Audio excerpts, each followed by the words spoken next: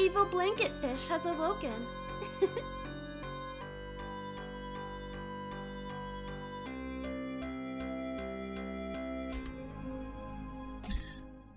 Alright.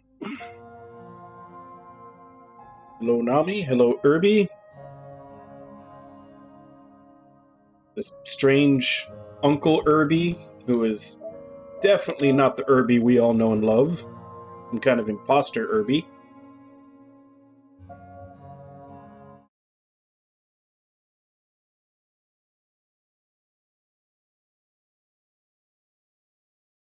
Alright, so Nami says he's only here for the E ending, which I had planned on getting C. Oh, that sucks. Do you have to wear one of those, like, one of those masks for the sleep apnea?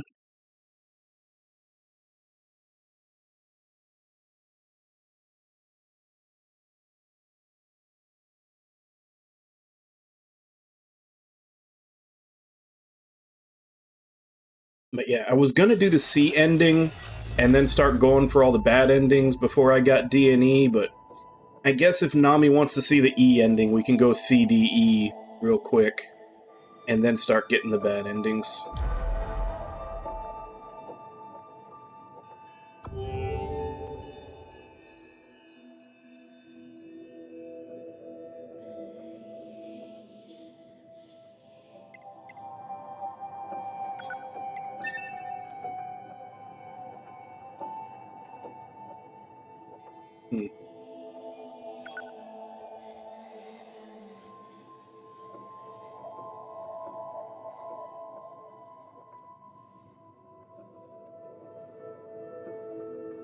Hey, Alec, how you doing?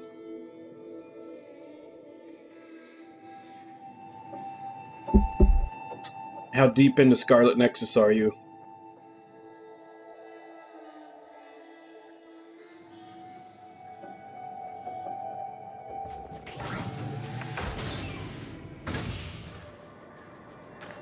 Yeah, I've heard nothing but good things, and like I said, I tried out the tutorial for myself, and I really liked it. I was mostly doing it just to make sure it ran good.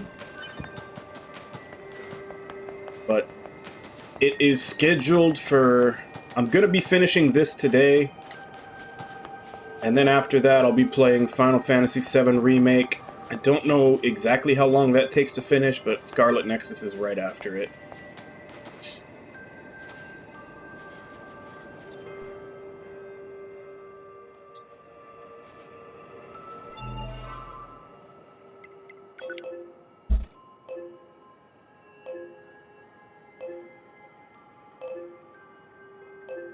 Oh, right, I have to head back there.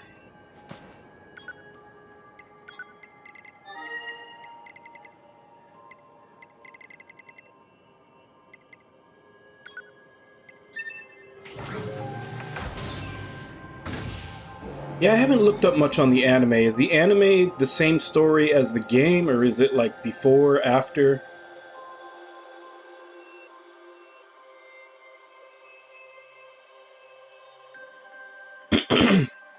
Yeah, I think the main reason for that is I think they're working on all of them at the same time. I mean, they kind of have to be working on all of them at the same time. Because Zero is going to come out fall 2022, and then Nayuta, Azure, and Hajimari, or Reverie as they're calling it, are all coming out in 2023. And as we all know, with the size of the scripts in all those games, the only way they could release them all that fast is if they've been worked on for a while. So that makes me think that they're working on all 4 of those games at the same time with, you know, different sized teams.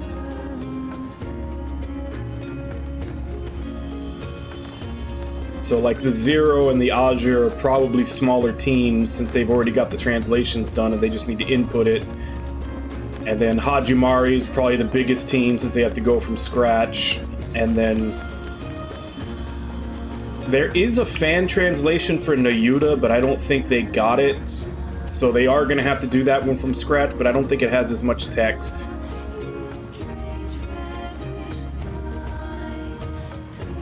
I don't know. But that's what I'm saying, just for how close together they're going to be releasing, since it's going to be 3 games in 1 year, and technically even 0 is pretty close together to those up to, it's at the end of 2022. Releasing 4 games all spaced out pretty close together, they kind of have to be working on all of them at the same time, at least a little. Yeah, I think Haideru is doing that right now. I think the last couple of days since he finished 13 Sentinels, he's been doing it with the spreadsheet.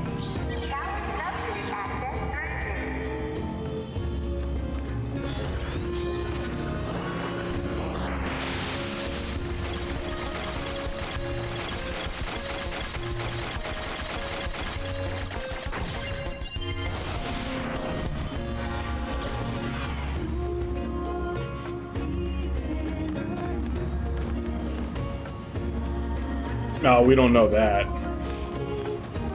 I mean, censorship doesn't come from the translators. If anything, that's probably another one of the things that's holding it back.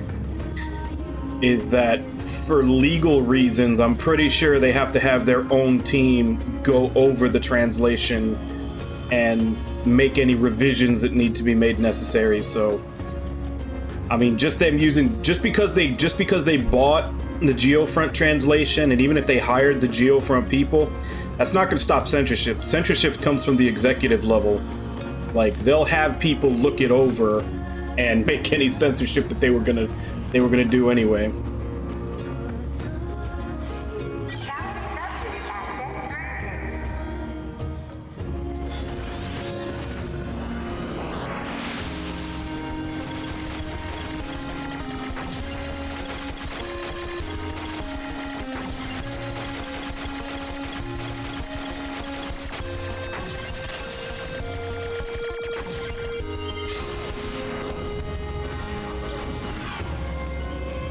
Yeah.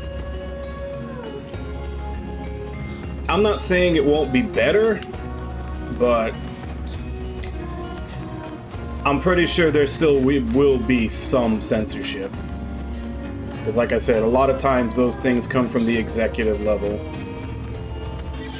So it doesn't matter who the translators are, they still have to put it in if the higher-ups tell them to.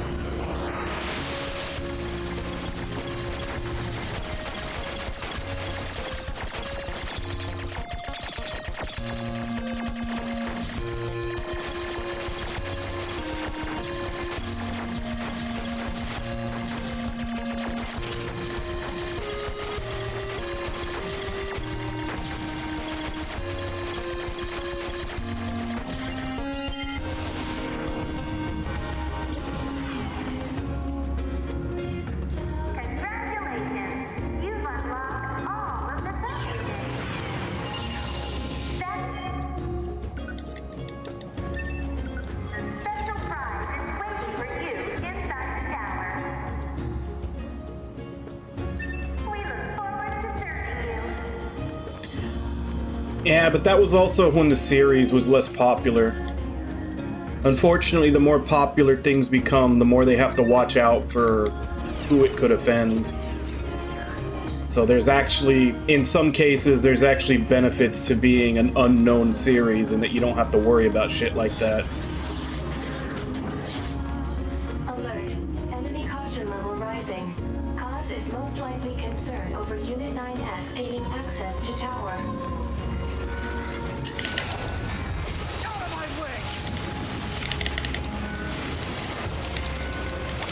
Damn it! They won't stop coming! Alert. Allied signal detected. Allies? Wait, you? 9S, we've been expecting you.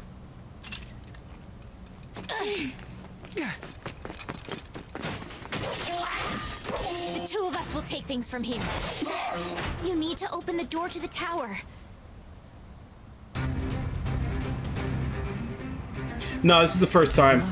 I went through all the Yoko Taro games, so this is the end of the little series I've been doing.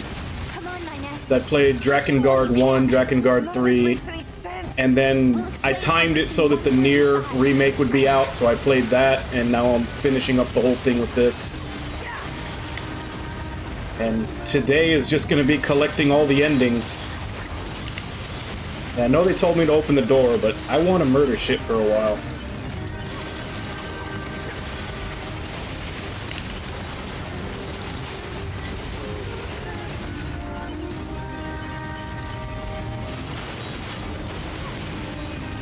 Although I probably should do the hacking before the game errors on me like it did last time when I went on a murder spree. We've got this, 9S. You just focus on hacking.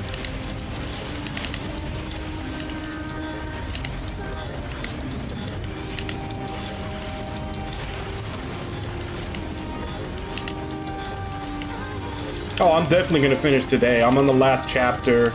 So I'll get ending C, load up chapter select, get ending D, load up chapter select, get ending E, and then start hunting down all the game over bad endings that I'm missing.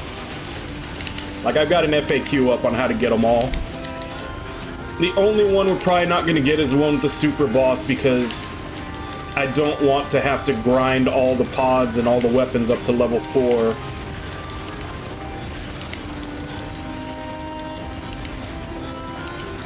You need to hack the tower lock open.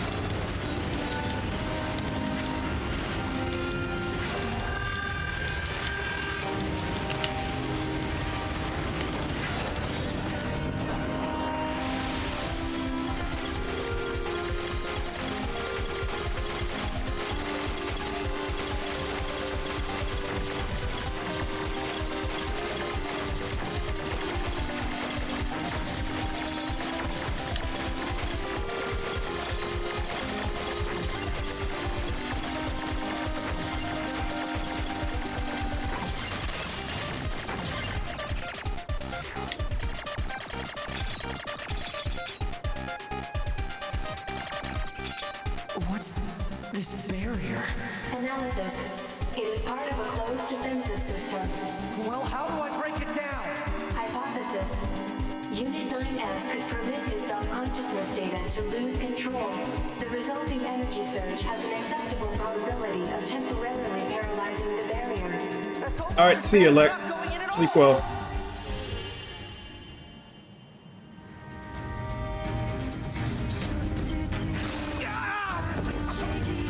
What happened? It's the barrier. Popola! No, don't. You can't do anything. The wall's got a Enough! the algorithm. Devil and I, we have to atone for our sins no matter what! But if you do that, your circuits will. Devil!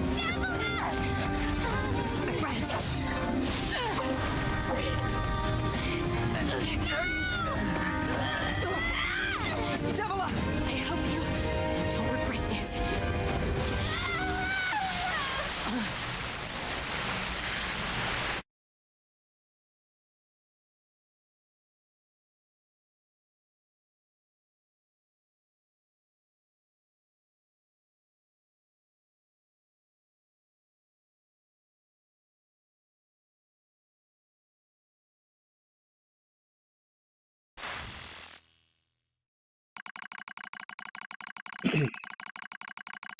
Alert! Data records discovered for units Devil and Popola. You wish to open this data? Sure, why not?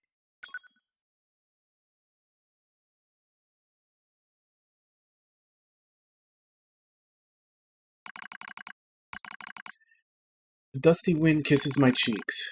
Buried in sand, we press forward one step at a time. We have nowhere else to go, after all. Because our models, the Devil and Popola models, are defective. Record transitions in the project's initial phase. When first we woke, there were still people. They had flesh, egos, emotions, souls. They issued us a single order: function as observers of Project Gestalt. This is the sole mission of the twin Devil and Popola models. It is the only reason we exist at all. We were the latest model, though many companions shared our appearance. There was a sparkle in all of our eyes, a sense of pride at having been entrusted with humanity's future. And yes, there was anxiety as well. But we existed as a pair. We shared destiny's burden as a pair, and because of that, all hesitation was swept away. Each pair was given their own cities as observation areas. We were ordered to guide the replicants with our own hands, all for the sake of the promised time that would one day arrive. We were the only ones who could handle such a duty. We were observers after all. Watch out. Devila staggers and falls in the soft yet unforgiving sand. I hurry to her side and sigh with relief when I find she's not seriously hurt. Are you alright? Sorry, sis. Guess I spaced out there for a bit. She smiles, the same wry smile I know so well, as she rubs absently at her leg. It is wrapped in a white bandage. The bandage is coming undone. Here, let me change it. It's alright, Popola. Come on. We have to go before we lose the light. We won't be going anywhere if sand gets into that thing. Now quit whining and hold still. I'll be quick. Devila grunts and turns away. I take it as consent. Soon we are resting in the shade of a nearby rock as I pull the bandage free. Artificial skin, torn and bloodied, peeks out from beneath the bandage. Judging by Devila's current lack of ambulatory control, I imagine the circuitry underneath has been damaged as well. Taking a deep breath, As expected, wiring in the nerve circuitry has been damaged. Replacing it will require new connectors as well as some tools, none of which is easy to find in a desert. Sorry about this, sis, mutters Devila. That wry smile again. Kills me every time. Don't you dare apologize, I respond. You've done nothing wrong. I calmly change the bandage, trying not to let my worries show. I make it as tight as possible so no sand can slip inside. It's all I can do until I get the proper materials. That's going to be a tall order considering our current condition. Sorry, sister. Okay, now you're apologizing? Both apologize while insisting the other apologies isn't necessary. What is this, Canada? It's kind of funny in a way, such a trivial exchange under such circumstances. We laugh together, the sound echoing out across the desert before being stolen by the cool evening wind. Report regarding the increase in relapses. There has to be some way to prevent relapses. Devila's sharp voice echoes through our private quarters. You must be quiet, sister. The replicants will hear. They wouldn't understand even if they did. That might be true, but regardless. Annoyed at my hesitation, Devila crosses her legs and scowls. The Black Scrawl took another victim, she says. That's 3 this month. It's spreading way too fast. Let's wait and see what happens. Tired of hearing you say that. Her shout makes me jump. Just a little, but enough for her to notice. Seeing that, her eyes suddenly open wide. I'm sorry, sis. It's not your fault. I shouldn't have lashed out like that. It's okay. I understand. It's all going wrong. You can feel it too, right? When I was first assigned to Project Gestalt, I was over the moon with pride. But now my chest hurts just to think about it. If it were to fail... Before we knew it, the replicants had gained a sense of self, and the Black Scrawl started raging out of control. It moved fast. So fast. Like a wind. Popola and I would go to the observation room and act like it was all okay.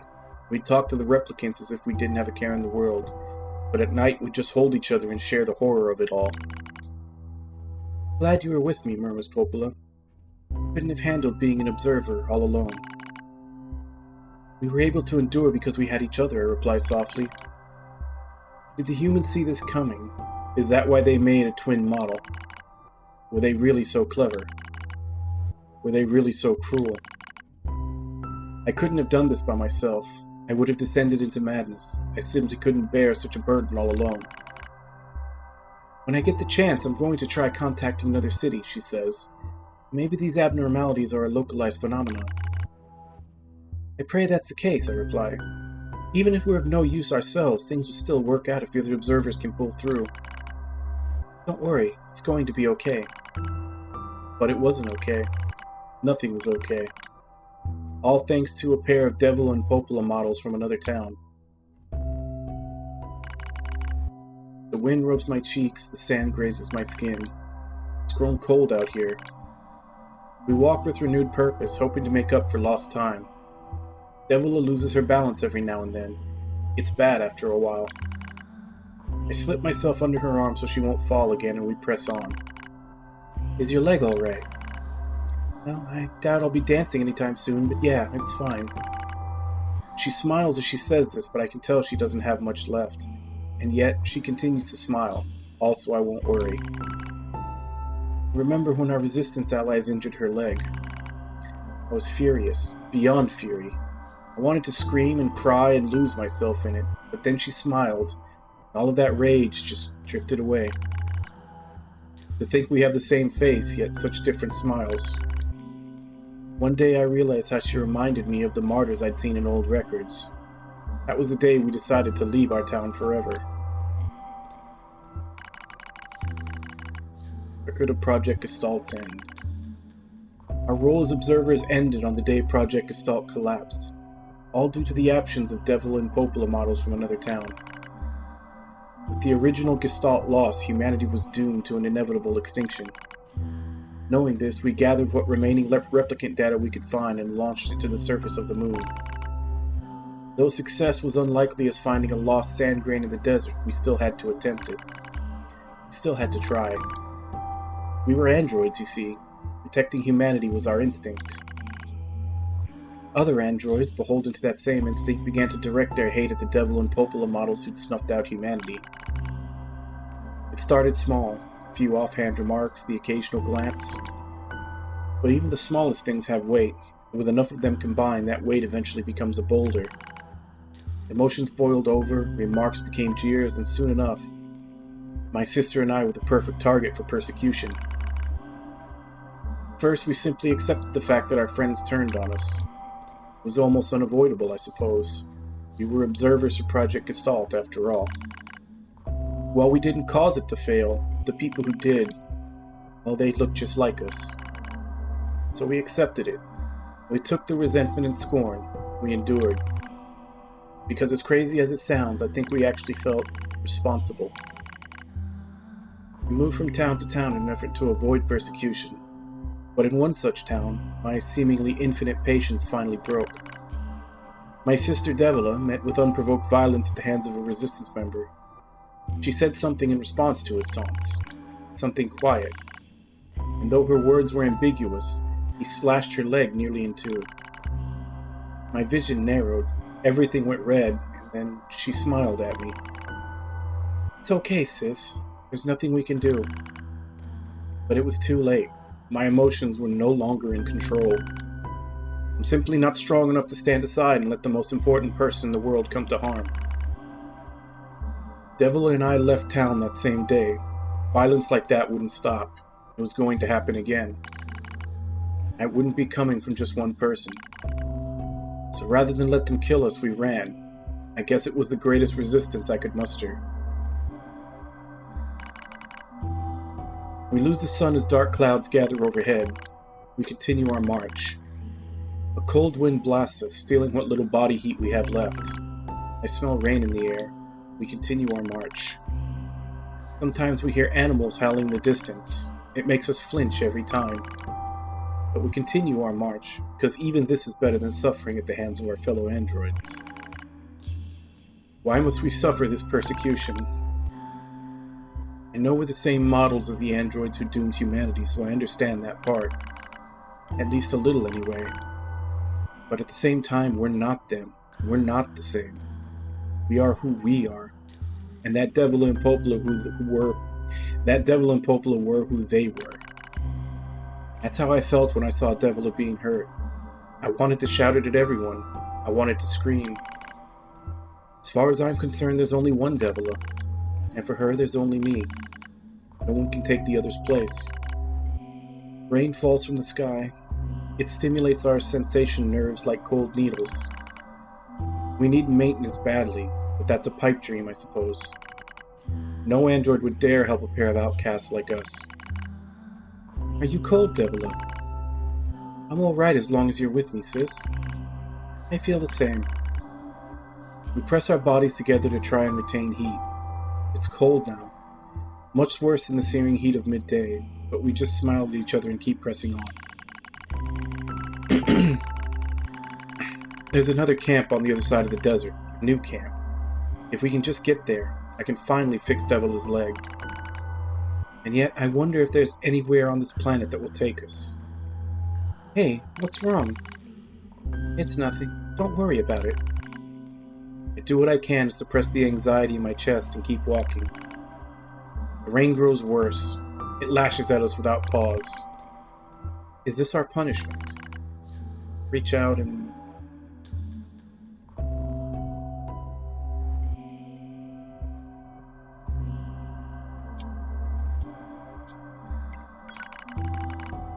As long as we have bodies to support one another, as long as I have someone with whom to share my fate, and I will press on, no matter what happens to me. Because I won't ever stop protecting her. I won't stop. No one stops. For that is the fate we twin androids have been assigned.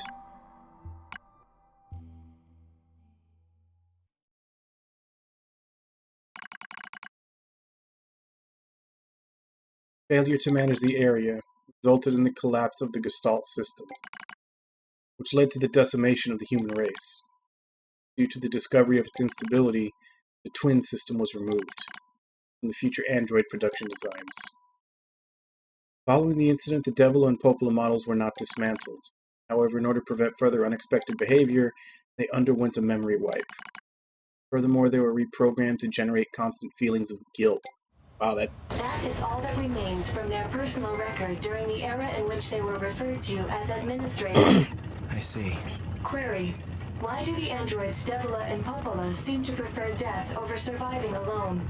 There was a very high probability that at least one could have escaped.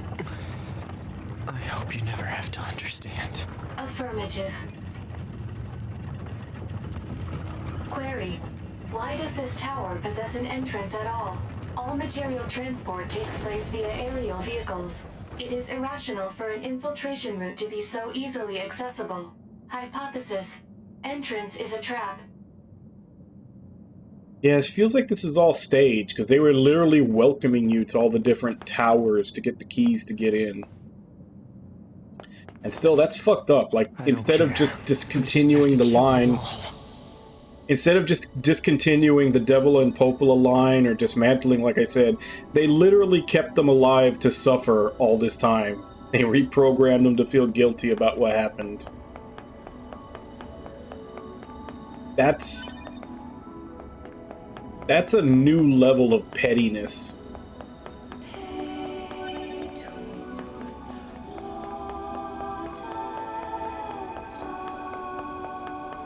Corrupted Yorha units!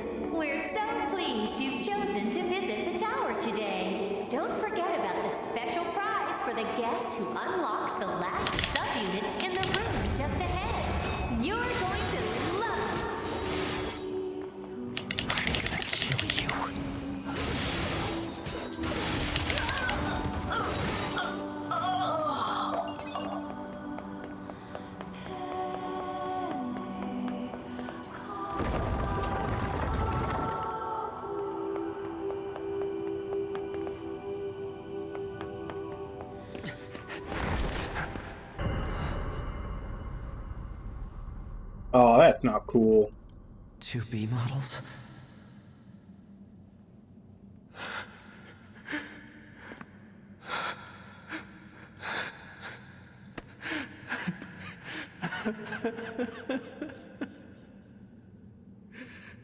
I'm glad I got to see you here. I truly am.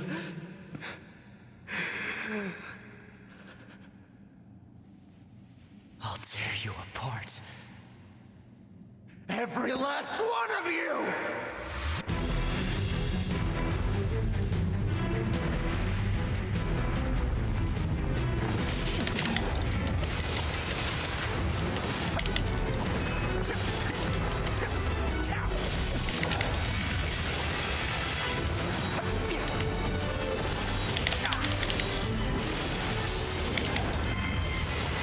To me! Don't worry, I'm going to kill you now!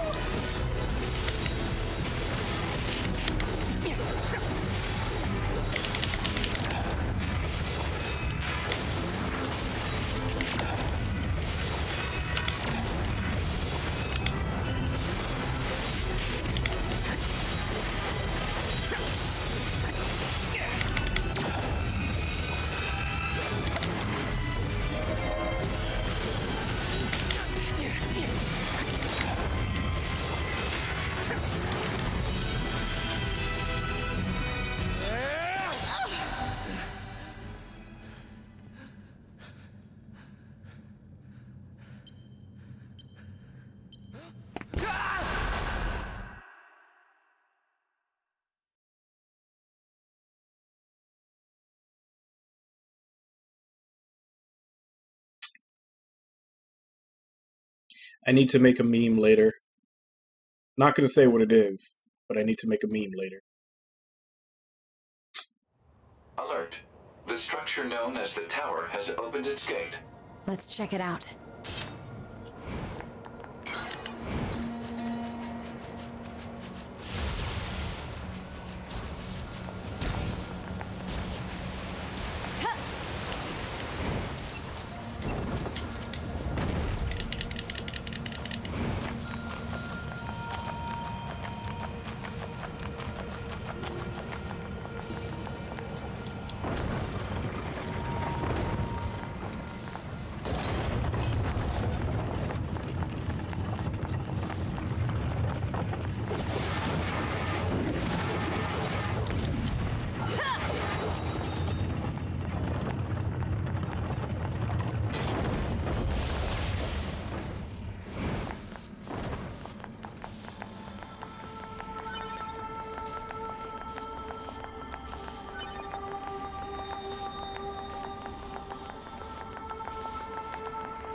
This is a Yorha corpse. Hypothesis. The corpse is likely a result of Yorha Unit 9S's advance through the area. Let's go.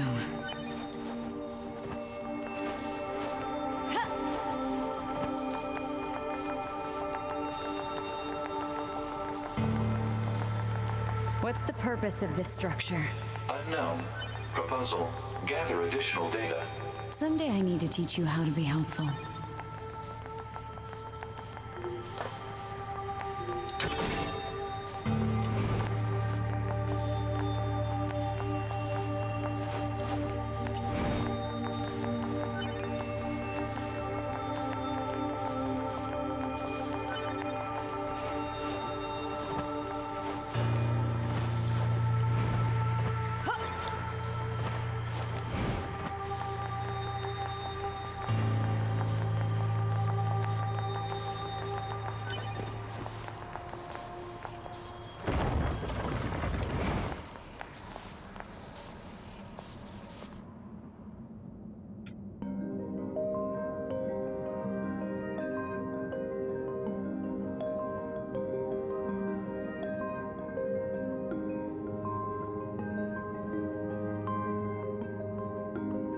What's up with this place? Hypothesis. It is a representation of a library. What's that? A library is a data storage facility constructed by past human civilizations.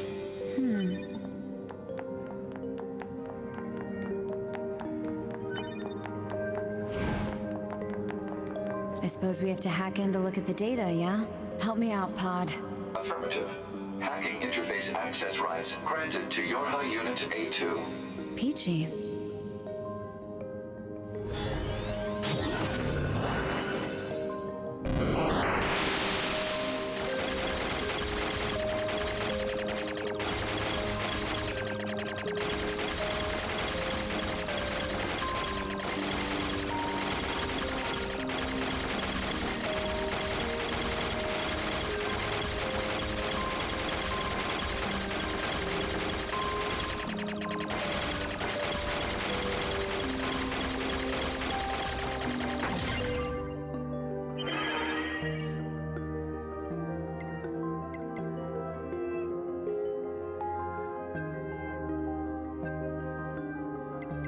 lot.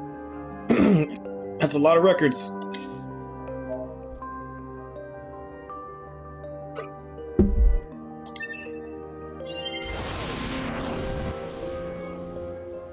This tower looks like a data gathering system for the machines.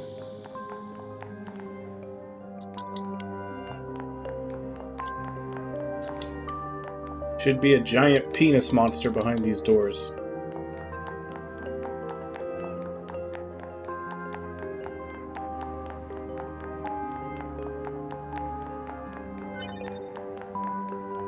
Two more hacking points.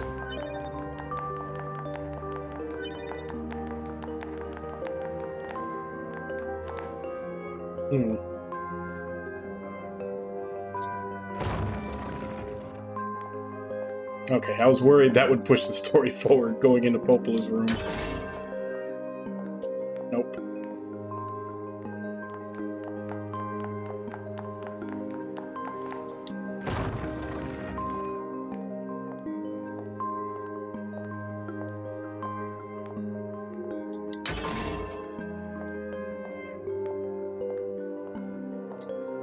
Can I have all these figures for my shelves? Like, just all of them? Gimme?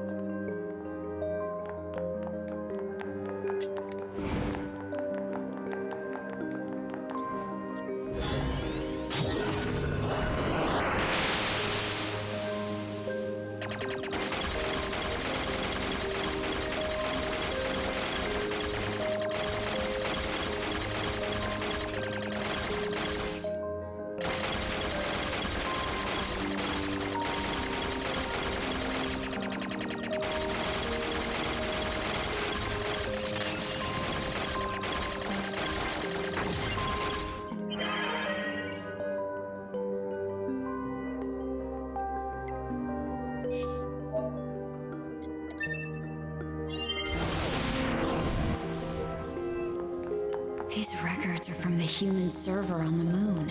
The machines hacked that deep into the system, huh?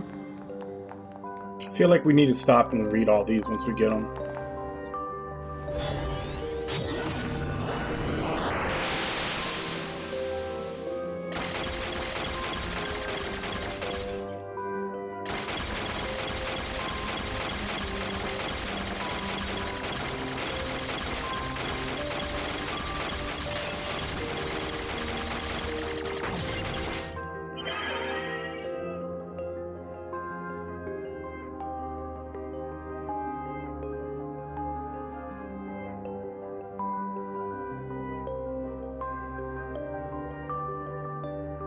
Chest X-ray, Yona. Chest X-ray, no abnormalities. Heart echo, no abnormalities. Chronic renal failure, so her kidneys were failing. Convulsive seizures in the diaphragm. That would explain the coughing. No vomiting. Patient's conditions makes further treatment impossible. A report will be submitted to the management committee detailing courses of actions in the event of the patient's death, focusing primarily on how that information is to be manipulated with respect to the original. Backup in the event of a sudden worsening of the patient's conditions, he is to be assigned 5 additional doctors.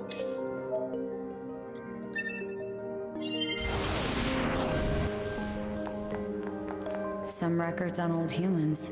Damn it, this is useless. There's too many of them.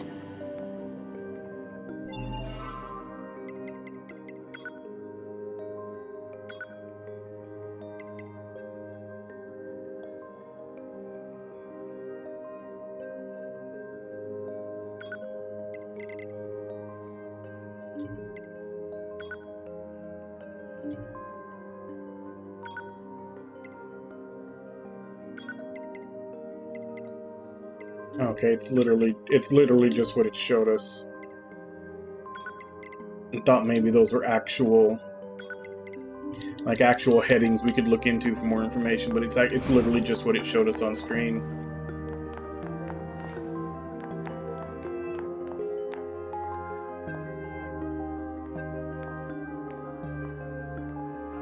So now do we get to go into the bottom? Because even in Nier, we didn't get to go through these doors. What's There's another one that? over there. operational summary of model number 2 in Project Yorha.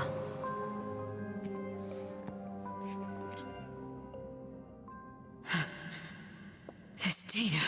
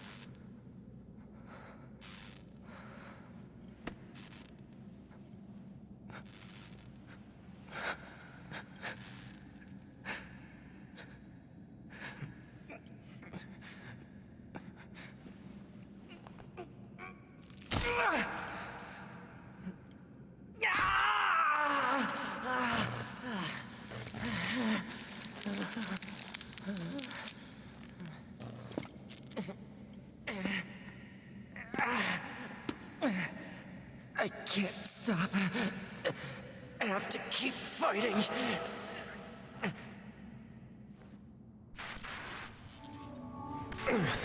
Alert. Virus detected in locomotion region. High probability that infection source is transplanted parts from corrupted units. Proposal. Hack into self and eliminate virus. On it.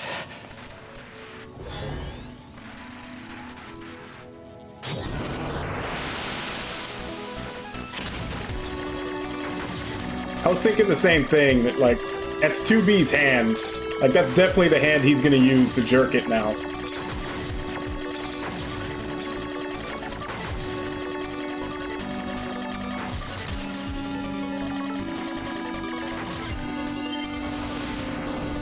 Virus eliminated. 95% of functionality restored.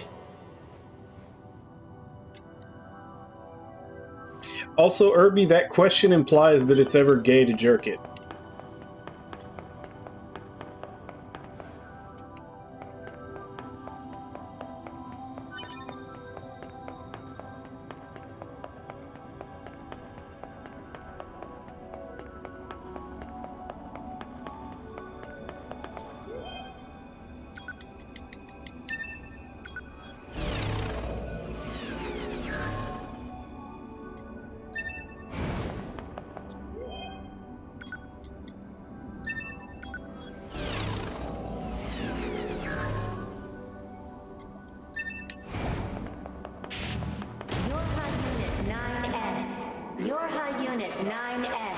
Red rum.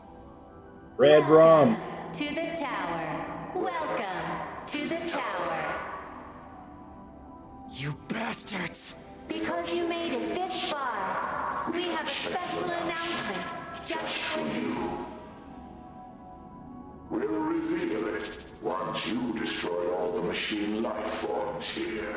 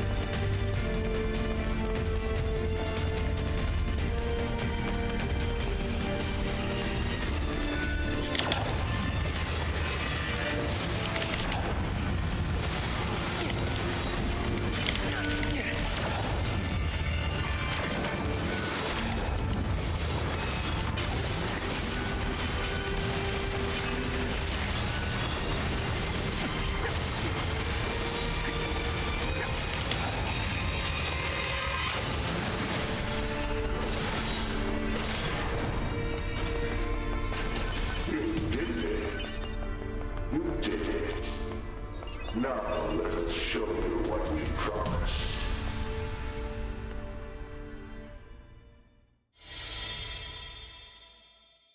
Yorha disposal.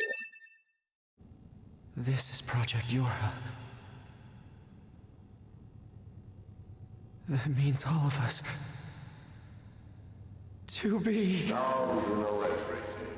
Do you still wish to fight?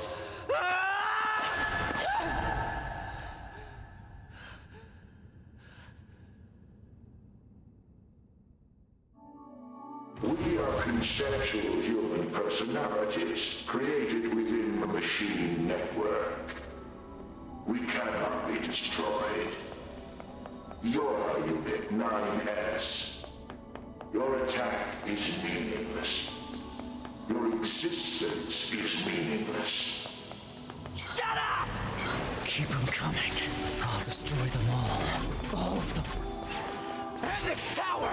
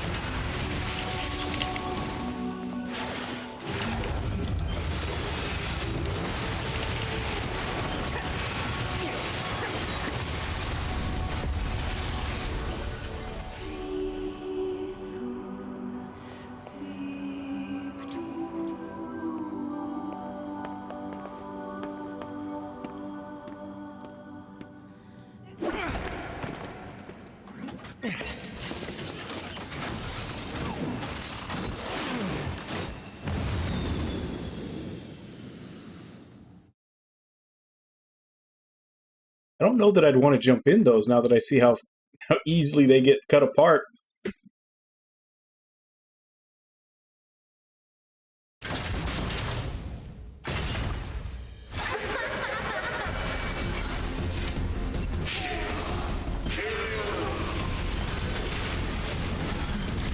Who are they?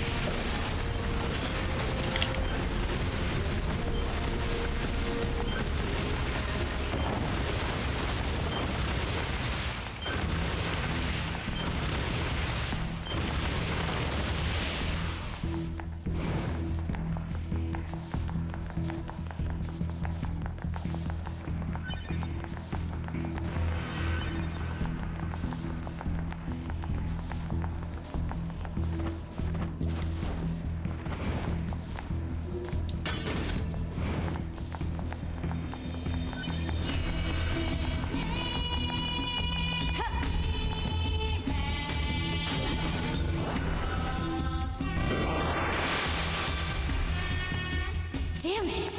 Alert. Enemy hacking detected. Proposal. Retreat immediately.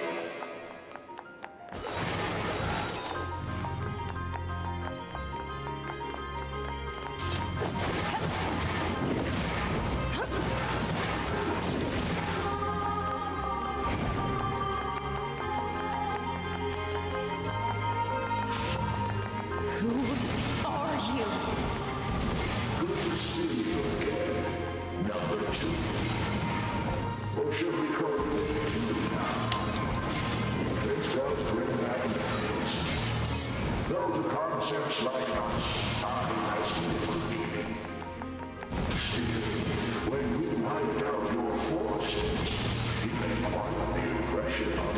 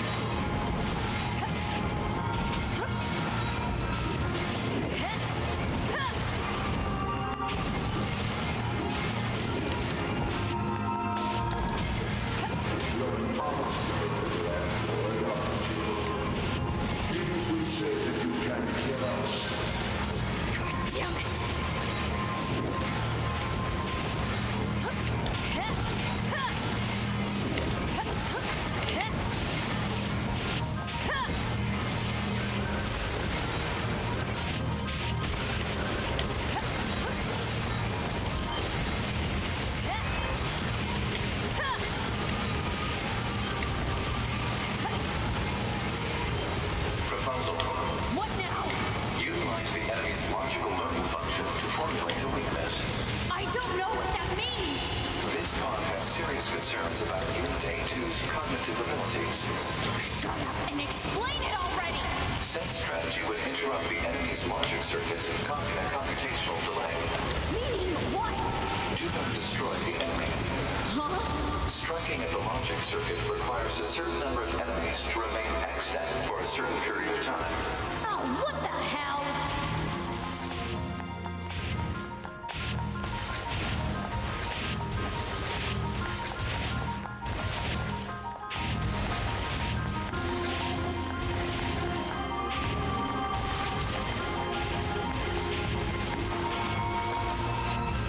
Consciousness data saturation rate 30%. It's also very amusing.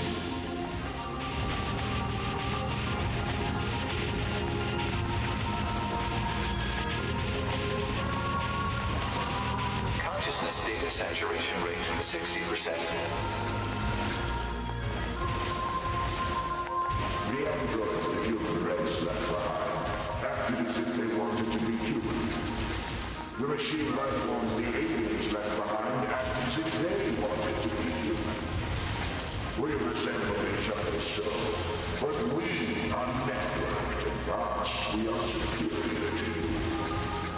Hypothesis. The enemy's defensive system is prompting an evolution of its logic. Foolish androids. Why do you resist? All things end with accepting death, do they not?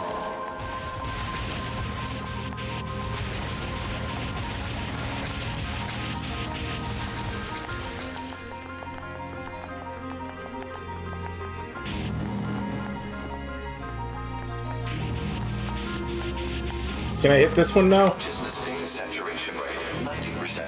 It's not. We are one, and yet we are many. We are finite, and yet we are infinite. We are the embodiment of the perfect being. Hypothesis. The enemy has become aware of the diversity of life. I see it. The light. We move on, forward, to the future. Consciousness data saturation rate 100%. Now can I kill this? The enemy's consciousness has begun to fracture.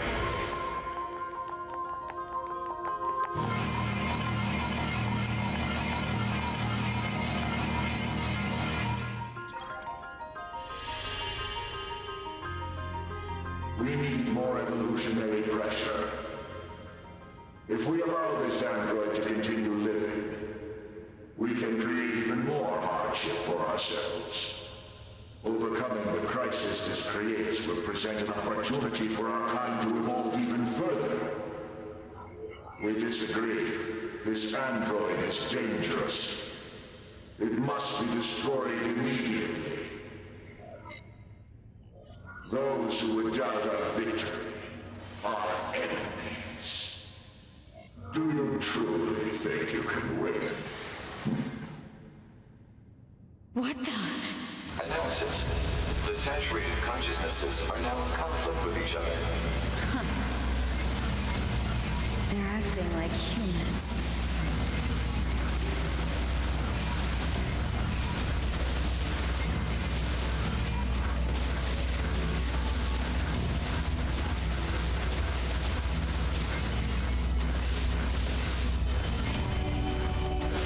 Now just take out the winner.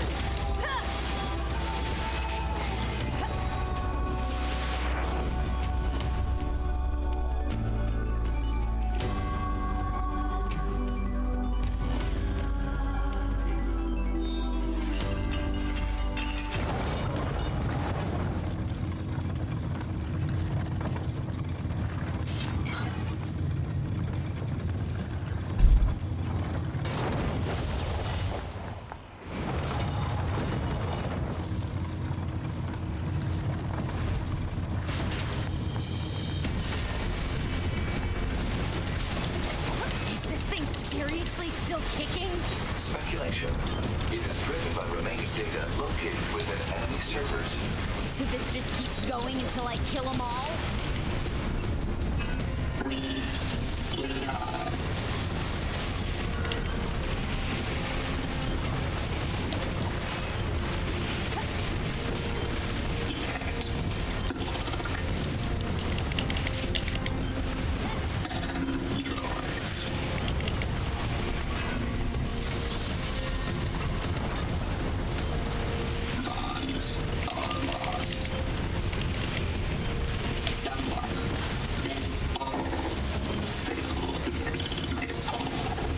This is messed up. What the hell is this thing going on about? Analysis.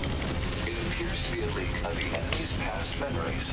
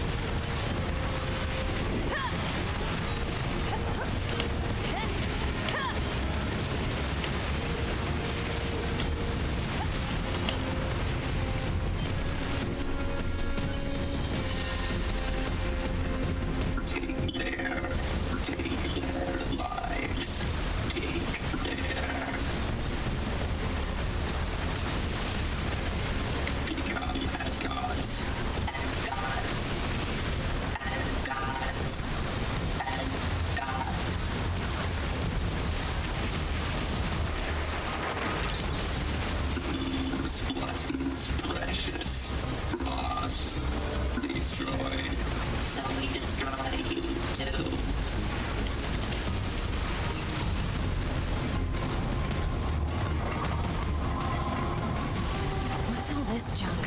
Speculation. It is a resource of some kind. Used to make what? Unknown.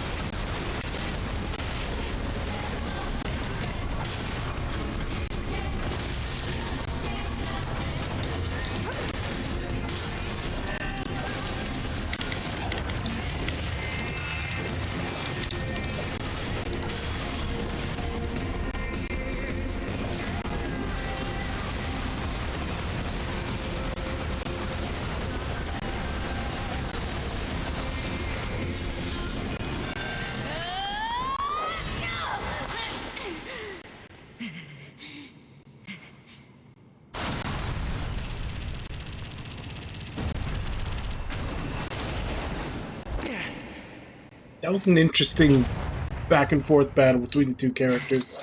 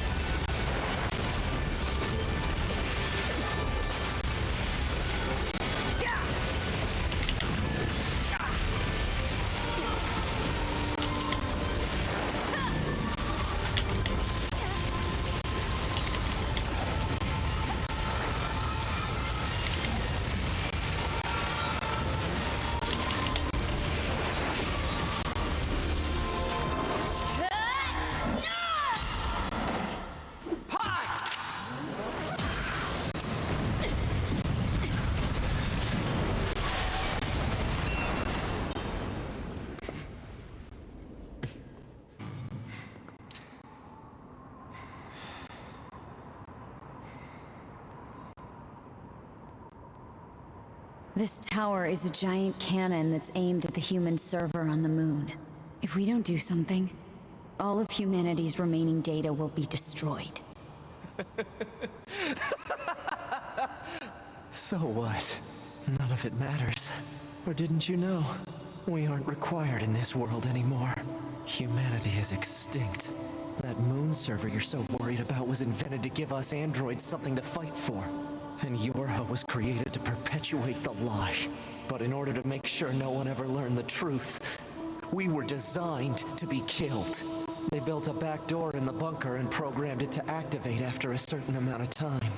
The commander, me, 2B, sacrificial lambs. All of us. Isn't that hilarious? Doesn't it make you laugh? 9S, we... Shut up! You killed 2B. That's all we need to kill each other. 2B hated to keep killing you. It caused her so much pain. The 9S type is a high-end model. They knew you'd discover the truth eventually, but the model designation 2B was just a cover.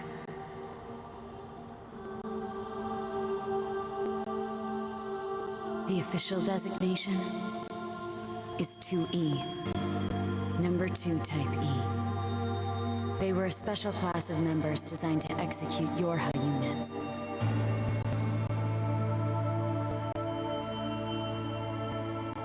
But you knew that, right, 9S? Shut up! Shut up! So they were partnered with him always to kill him when he found out the You don't truth. know anything at all about us! Proposal. Cease combat. Fighting her at this point would be Pod irrational. 153. I order you to halt all logical thought and speech. This order shall remain in effect until you confirm the death of either myself or Unit A2.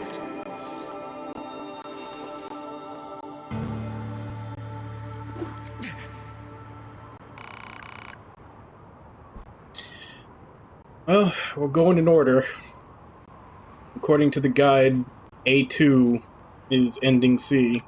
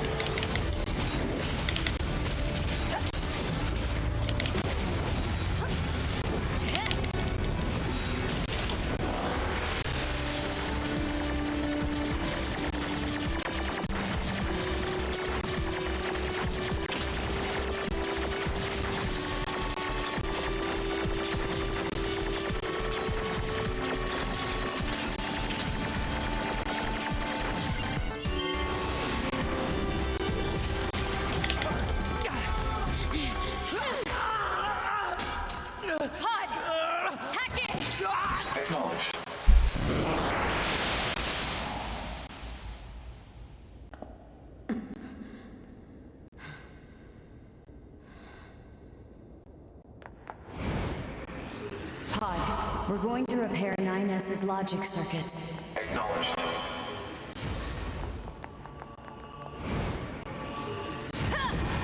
Tell me where to find the virus corrupting 9S. Affirmative. Your high unit A2. Core data for 9S is stored ahead. Alert. Severe virus corruption. Probability of successful deletion extremely low. I think I know a way. The idea under consideration is not recommended. This pod is a Yorha tactical support unit.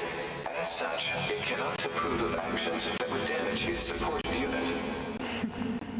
You're not so bad, Pod. You know that?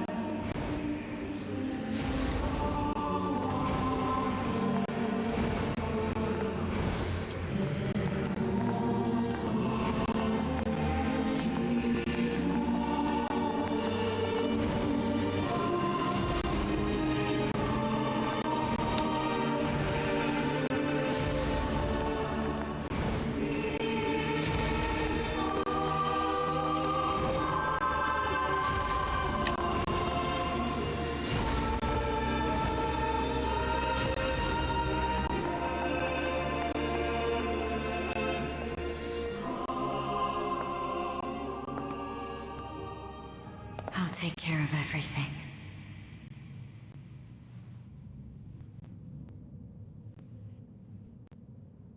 Pod.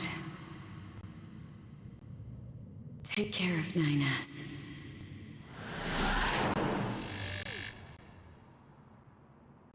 What of you, A2? I've still got something I need to do. You go ahead. Acknowledged.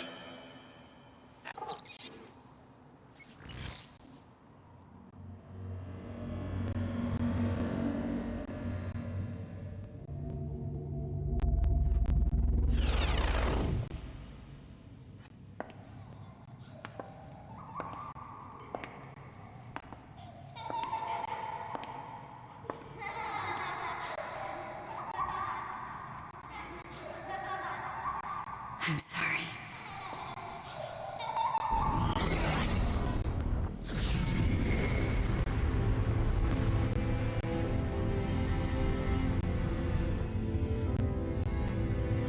I never quite realized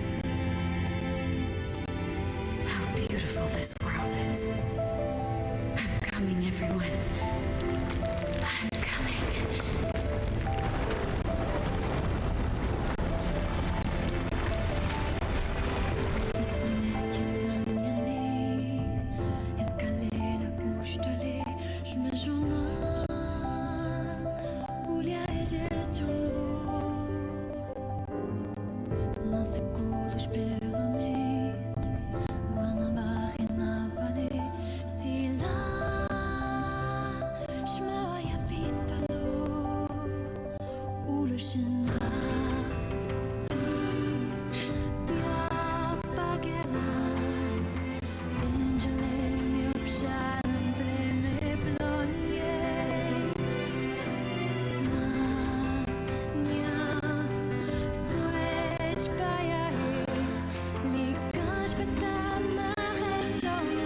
So, in this ending, 9S is the only one who survives, and he has to deal with the fact that he now knows that 2B is dead, and 2B's only purpose was to execute him should he ever find out the truth of what's going on.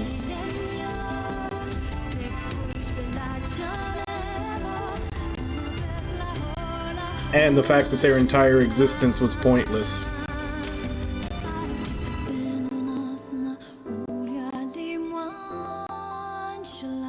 They were basically just created as adversaries so that the machines could evolve.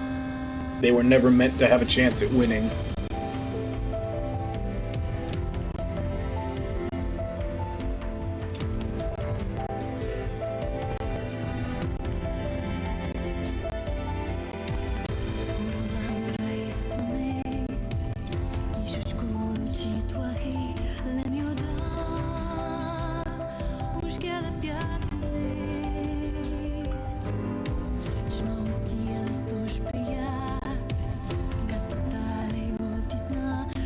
And what Nami was saying yesterday from the novels makes a lot more sense now. He said there was something you have to learn about 2B, about what 2B really is. She's an execution model, not a battle model. He said that in the books that she had killed 9S a whole bunch of times. That makes sense.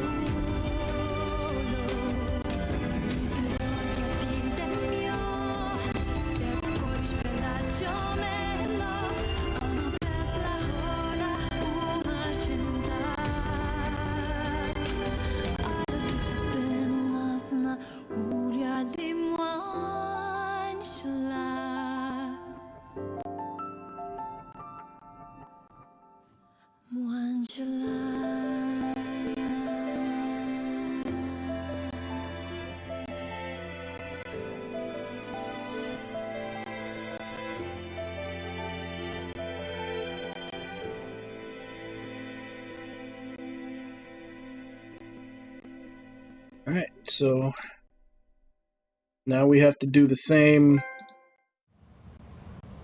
with 9S to get ending D.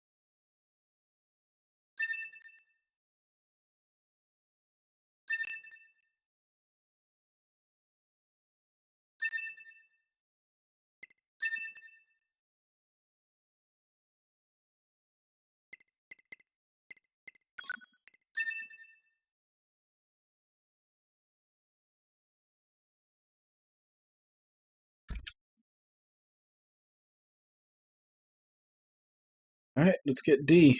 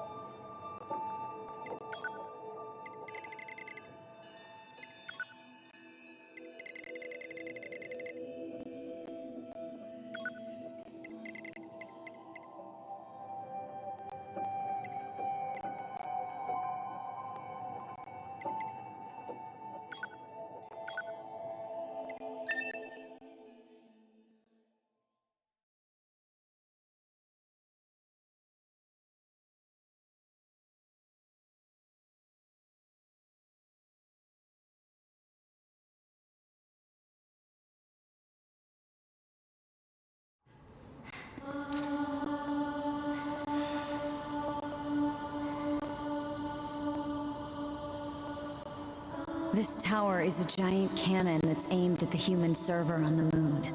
If we don't do something, all of humanity's remaining data will be destroyed.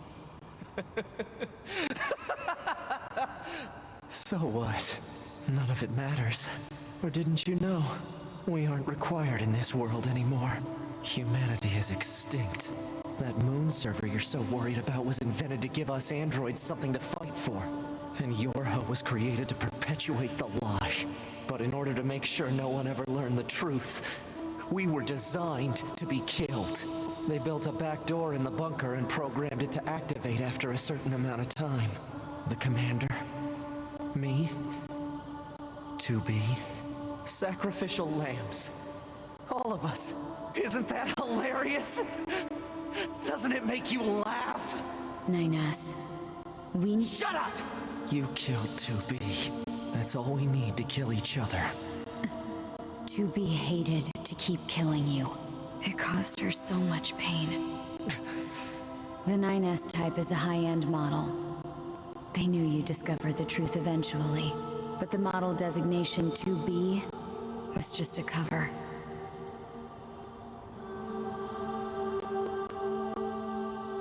The official designation is 2E, number 2 type E. They were a special class of members designed to execute Yorha units.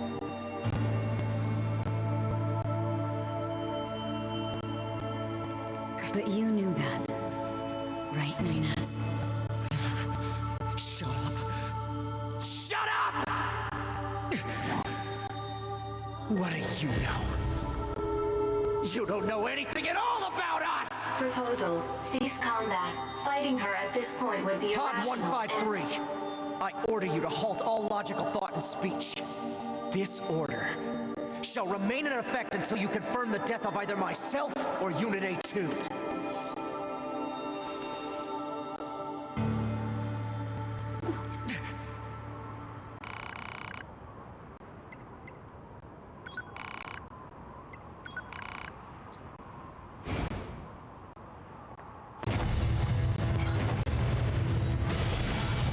It doesn't matter!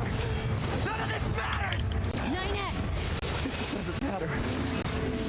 Why do I long for humans like this? Why do I desire the touch of something that no longer exists? It's how we were made. Androids were designed to protect their human masters. Our core programming demands that we... Shut up! Shut up! Shut up! Shut up! Fine. Just destroy it. If it all goes away, that'll solve everything! Damn it!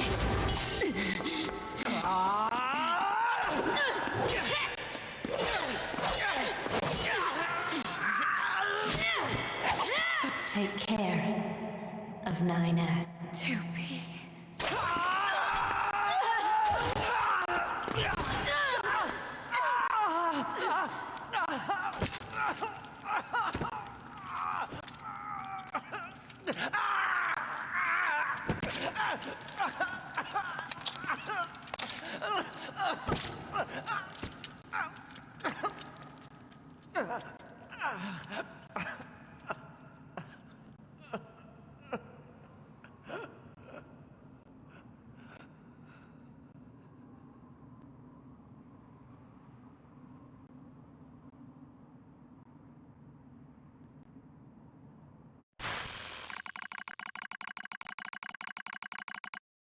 Fatal system error detected.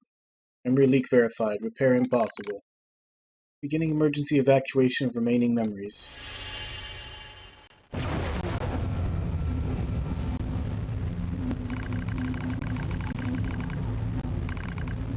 My name is 9S. Newly manufactured scanner model.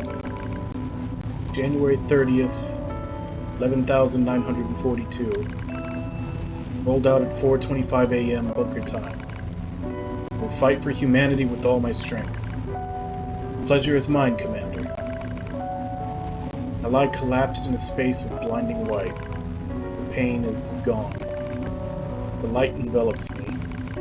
It's so warm. I was anxious. A soldier from the moment I was born, thrown into the world alone. Nothing to rely on. No God to believe in. I was alone. Tasked with infiltrating enemy territory to gather intelligence. In the fog, in the flames, alone. My name's 9S. I'm here to provide support. 2B came off as being rather aloof, cold even. She must have wanted to distance herself from me. I guess she didn't want to be attached to someone she had to kill again and again and again. But scanners like me mostly work alone, scouting out enemy lines and all that. I don't usually get a partner. It's kind of fun. I was so happy to be with someone. It was like I had a family. My damage worsens. I start to lose my memories.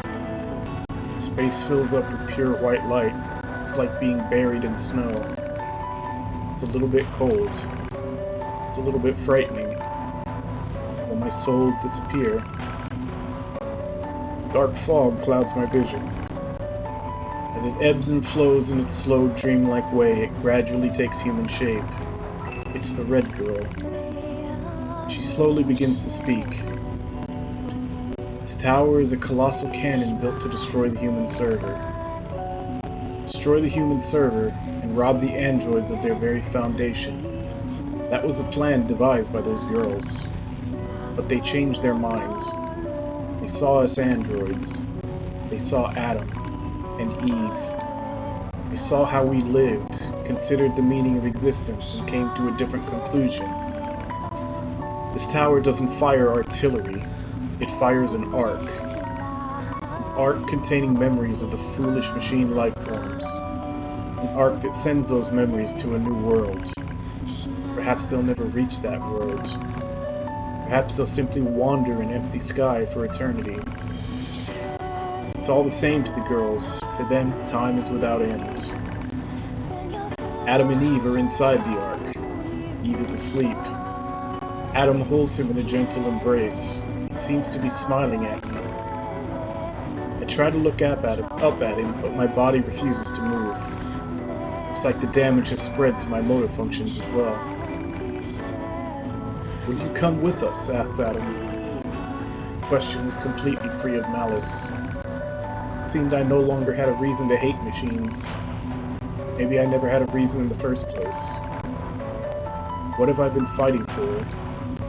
Who have I been living for? I don't know anymore. I try to speak my mind, but the words don't come out right. My thought routines are losing cohesion. I can't remember my name. Mustering all my strength, I force out the words.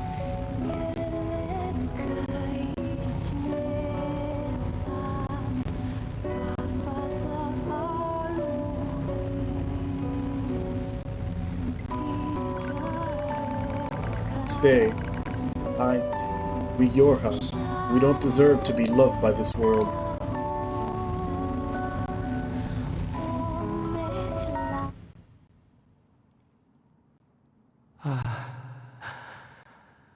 So that's where you were.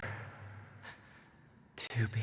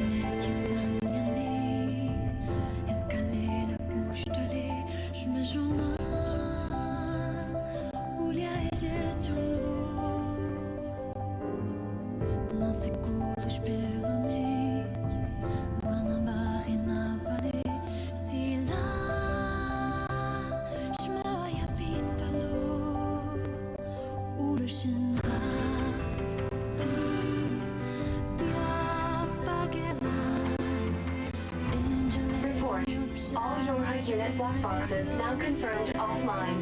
Our mission to oversee the progress of Project Yorha is complete. Proceeding to final stage of project. Commencing deletion of all data.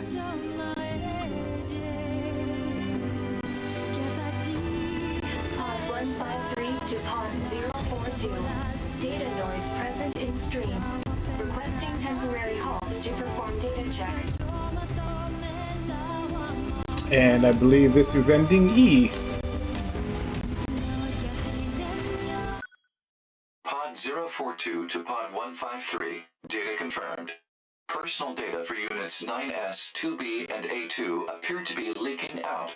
Pod 153 to Pod 042. Follow project rules and delete all personal data. Pod 042 to Pod 153. Personal data deletion request denied.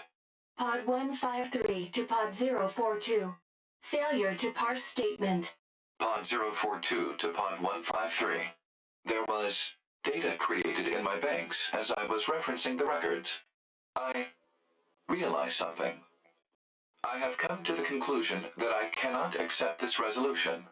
The destruction of all Yorha units is an essential component of the project plan. All data must be destroyed. Pod 042 to Pod 153. Repeat. Personal data deletion request denied. Initiating data salvage. Pod 153. You hoped they would survive as well, didn't you? We lack the authority for such an action. The rules are protected by low-level systems. Salvaging data poses an unacceptable level of risk. Knowing that, do you still wish for them to survive?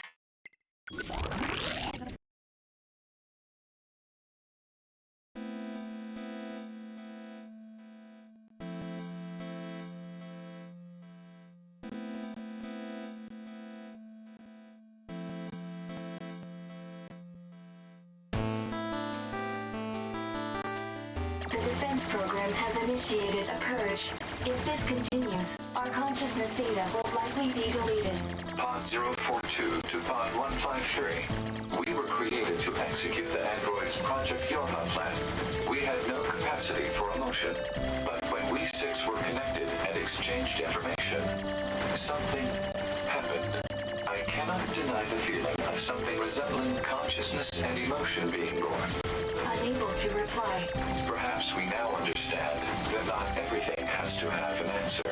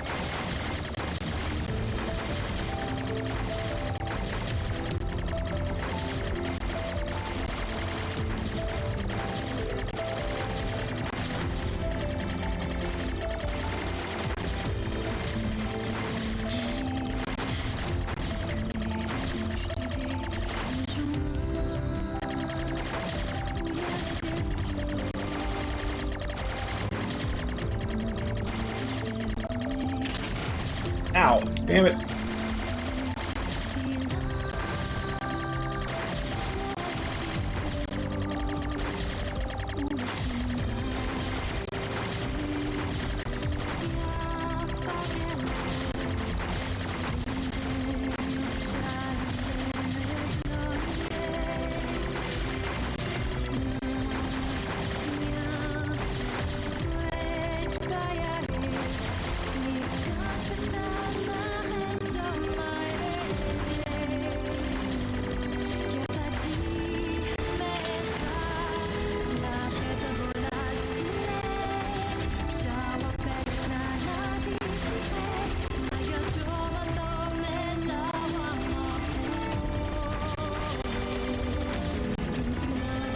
Damn, how long is this?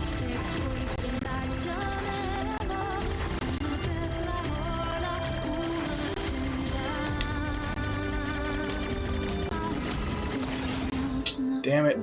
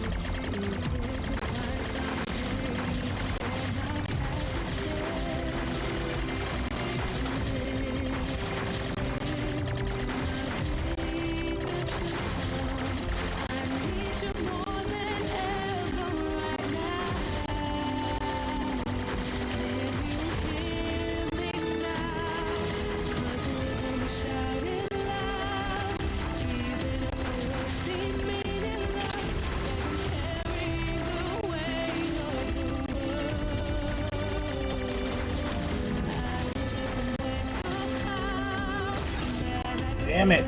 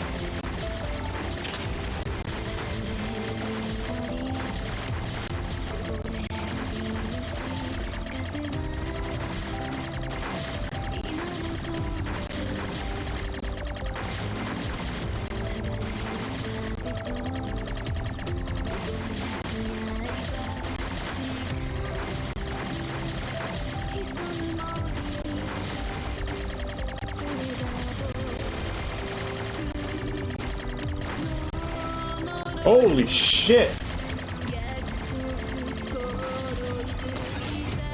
Fuck!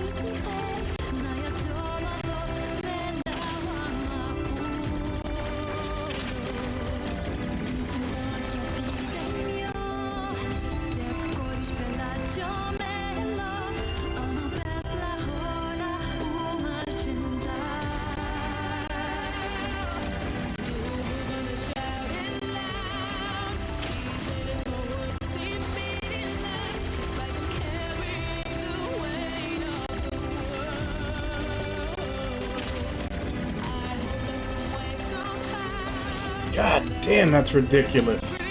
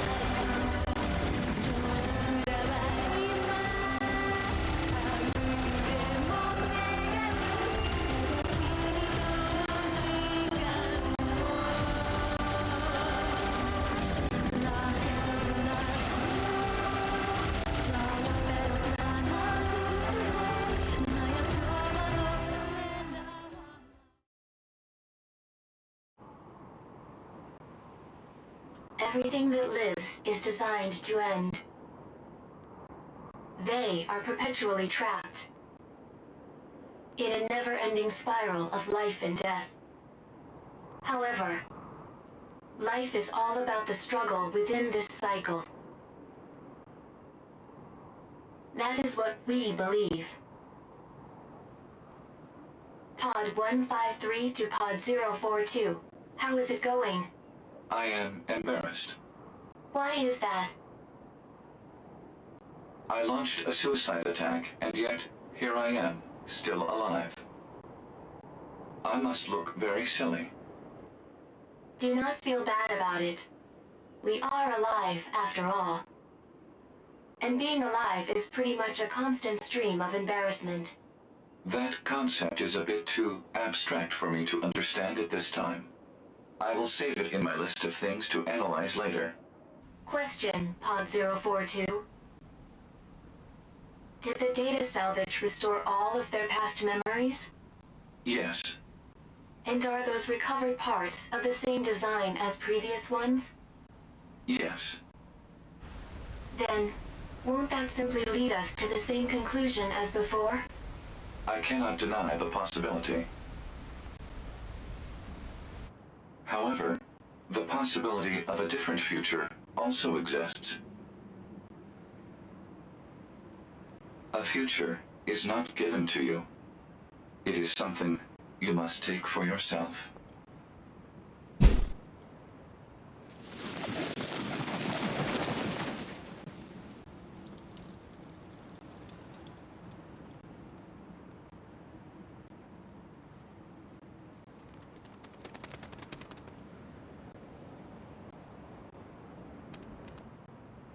Disciples.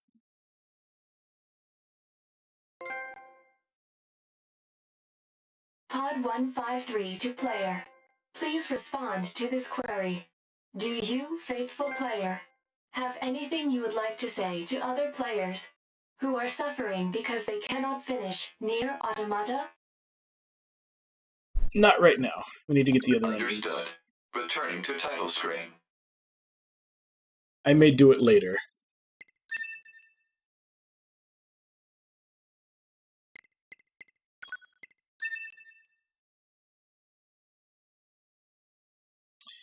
But we got more endings to get.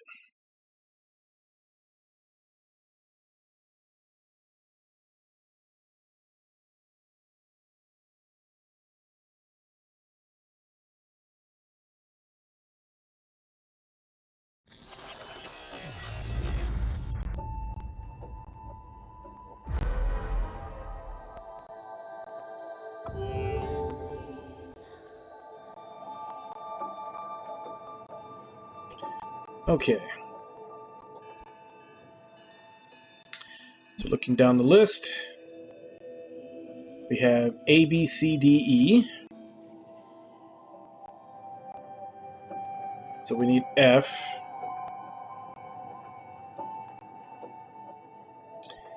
(103_2).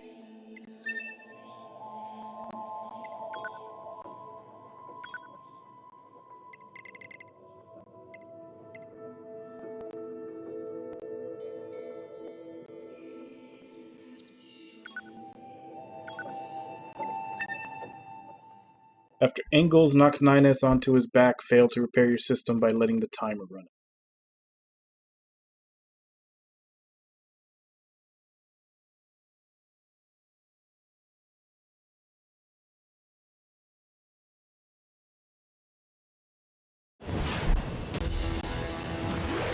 To me!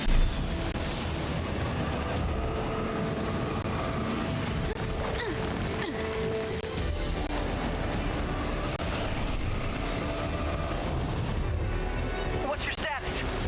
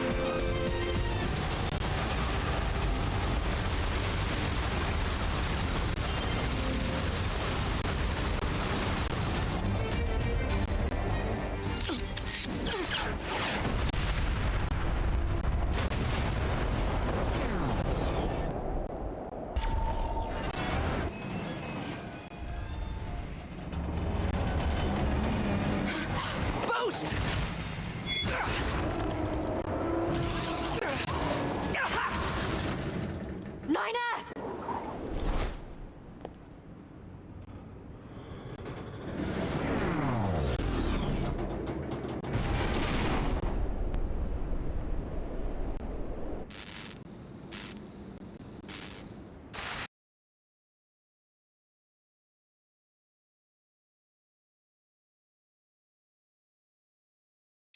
Okay, so now we gotta wait 3 minutes.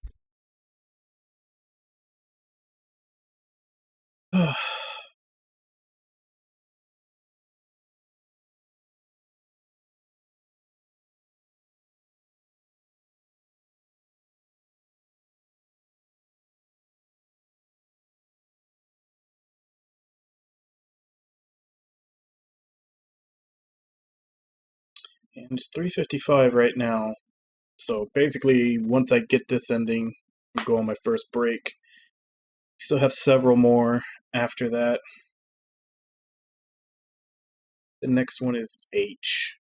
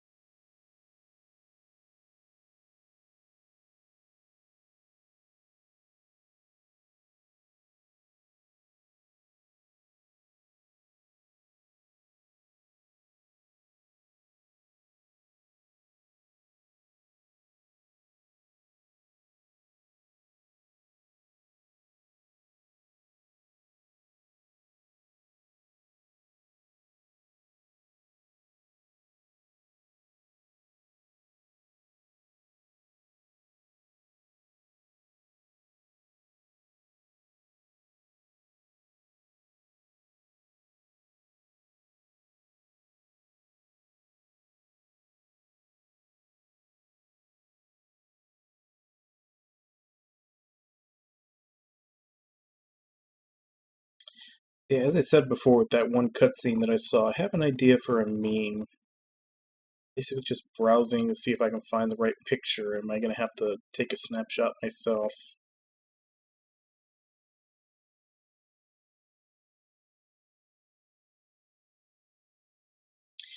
Of which it's basically just a comparison between 9S, because I noticed that one scene after he murders all the 2B copies when he takes his mask off. It looks very similar to when Gojo Satoru takes off his mask in Jujutsu Kaisen. Essentially want to kind of make a meme saying that, like, 9S grew up into Gojo.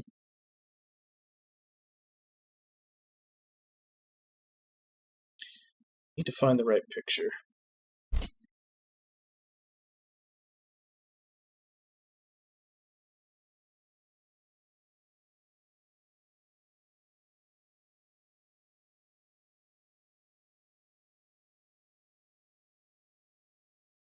And if I can't find the right one, I know pretty much which episode it happens, so I can just get it from there.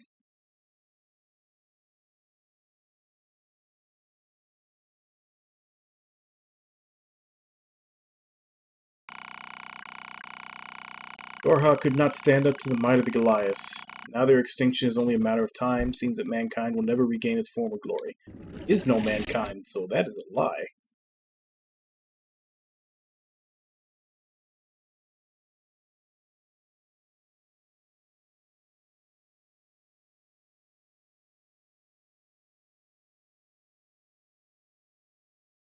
Yeah, I did.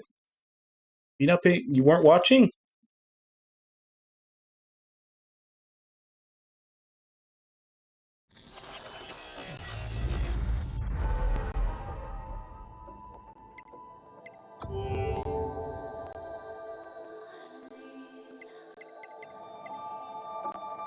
A, B, C, D, E, F, G.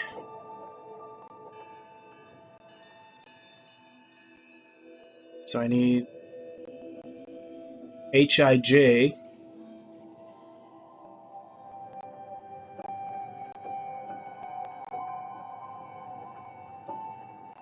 But as I said, it's 4 in my time, so I'm going to go take my first break.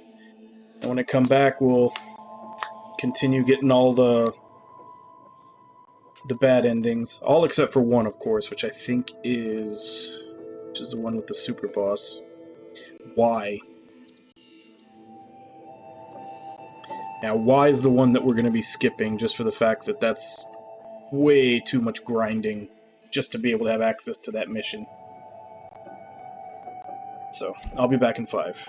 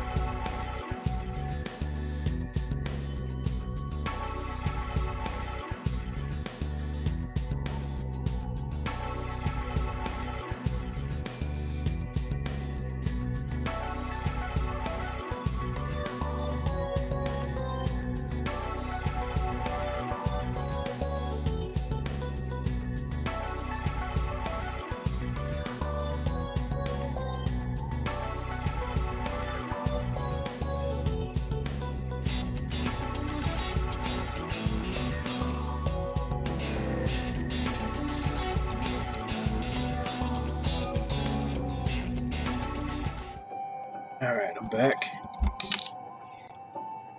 So the next one we need is H.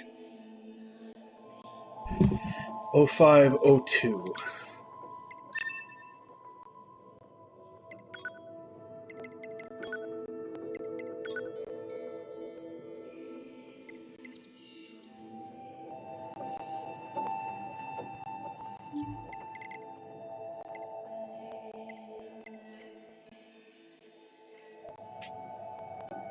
Ah, it even maps out if you're missing any side quests.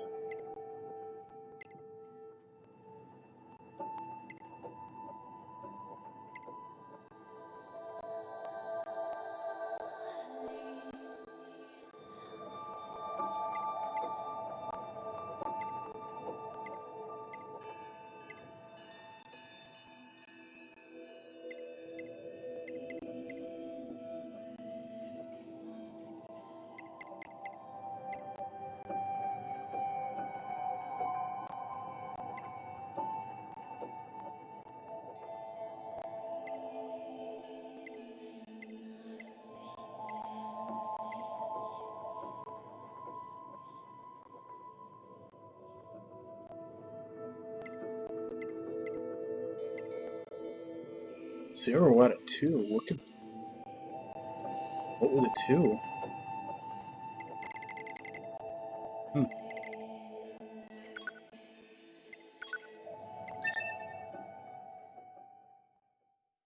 So in this one, ignore the order to intercept the Goliath attack on the city and abandon the mission. Taking the path from Pascal's village to the amusement park easily achieves this.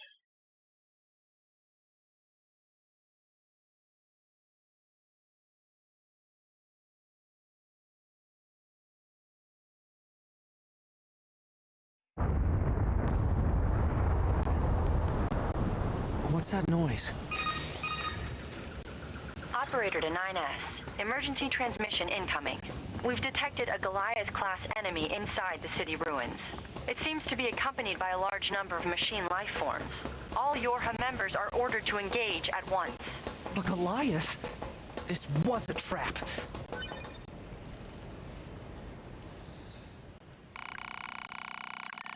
Tubi and 9S chose to abandon their mission, allowing the machines to wreak destruction upon the city ruins and resistance camp. The extinction of Yorha is also surely a matter of time.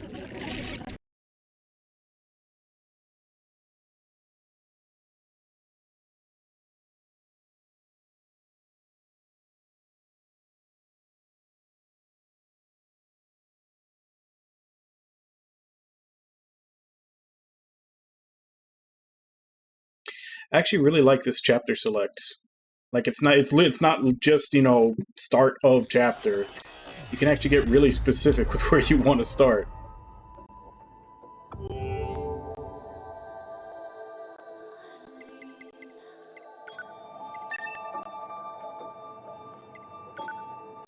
So ending I-812.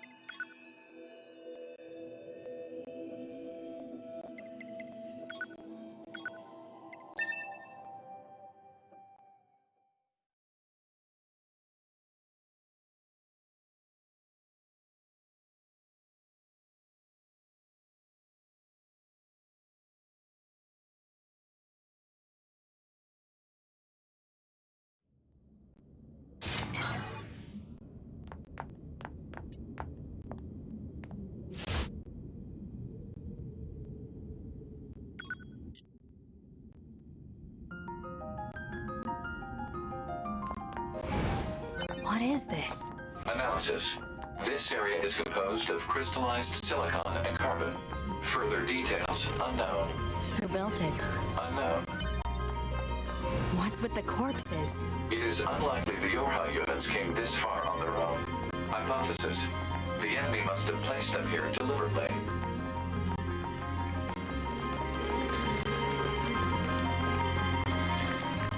Okay, we gotta beat him and then walk away from 9S. We, machine life forms, I suppose, have a keen interest in humanity, love, family, religion, war. The more human records I unearth, the more charmed I am by their complexity. This city is one of many areas I created out of a desire to understand, to know humans. It's grand, don't you think? Almost spiritual. And yet it's currently nothing more than an android graveyard. I seek to learn and adopt all facets of humanity. Some desired love, others family. Only then did I realize the truth. The core of humanity is conflict.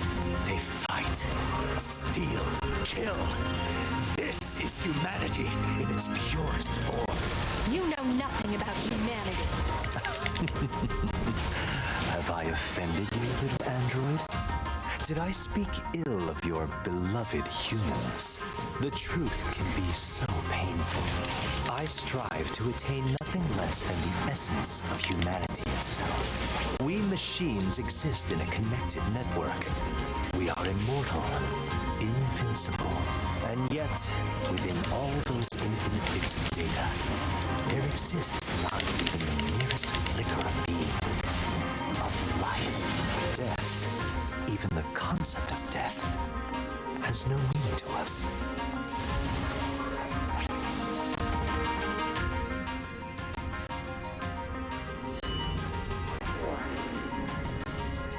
Thus I decided that I shall risk my life in battle.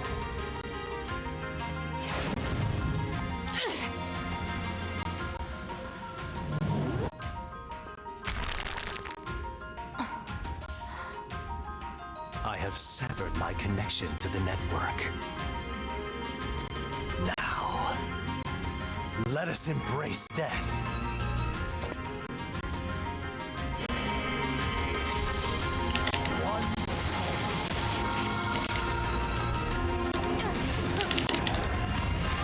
I don't have time for you. I need to find 9S. Ah, 9S.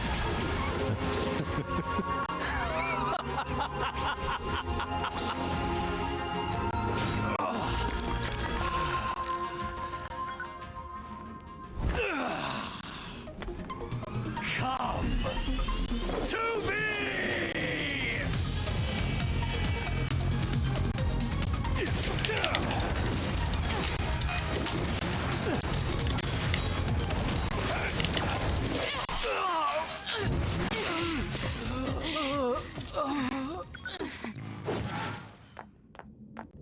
Now we walk away, and that's ending I.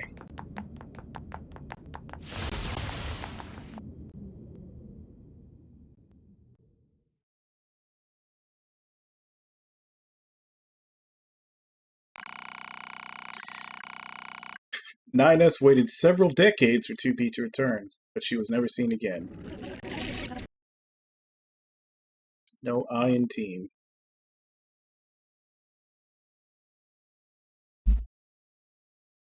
This one is J.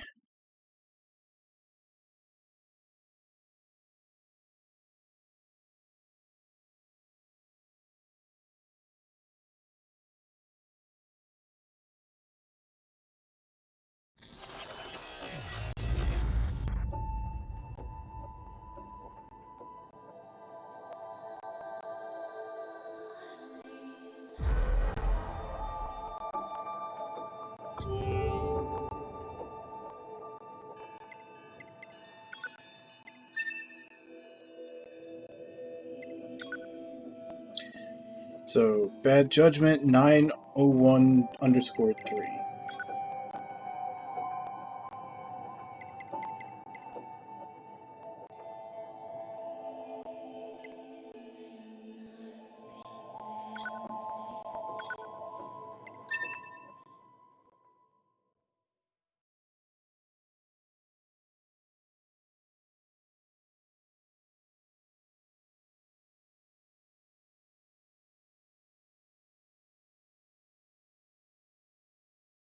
When entering the factory and meeting the machines, kill any of them.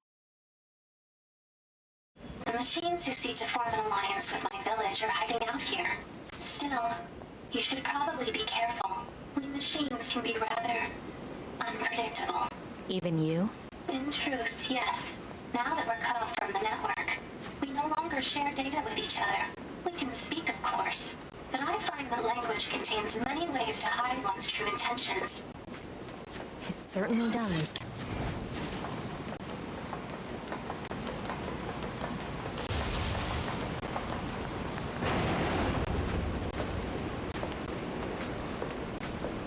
You enter the domain of God.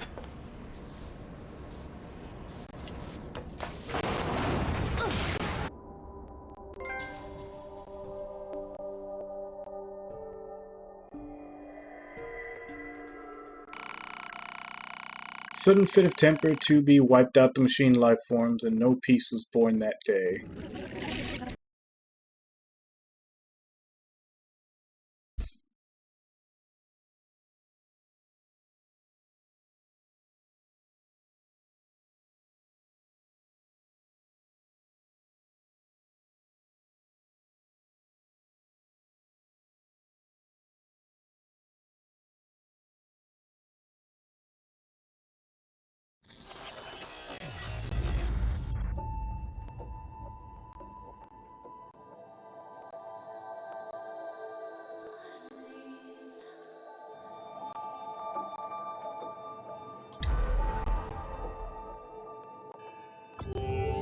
Next one is Lone Wolf.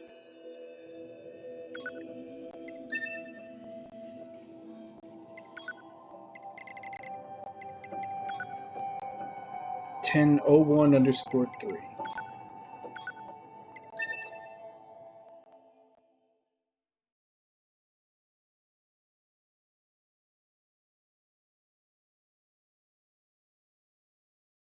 Either exit the resistance camp while it's being attacked, which I think is this one, or abandon the entrance to Pascal's village when the boss creature shows up. So, let's exit the resistance camp. I'm actually surprised I didn't get this one in normal playthrough.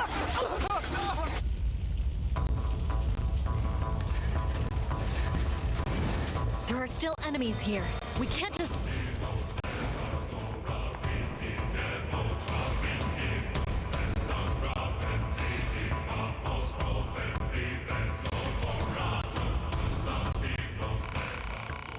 Fed up, 2B left the camp to its fate and decided to go fishing. Yeah, that's it, fishing. With a smile on her face, she packed up and headed for the coast. 10 years later, 2B would find herself hunted by both machine lifeforms and Yorha assassins, a life she seemed to enjoy more than her previous one.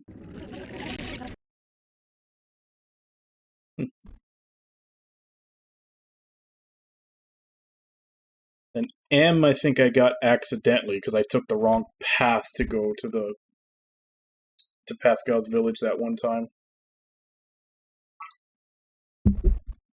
So the next one is N. Got N, O, P, and Q.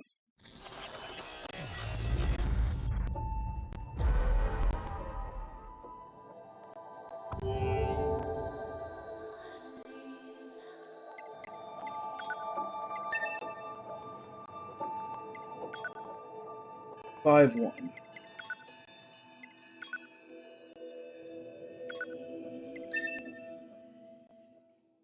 This one kind of sucks. Destroy every machine in Pascal's village. Basically says all the ones that are waving a flag.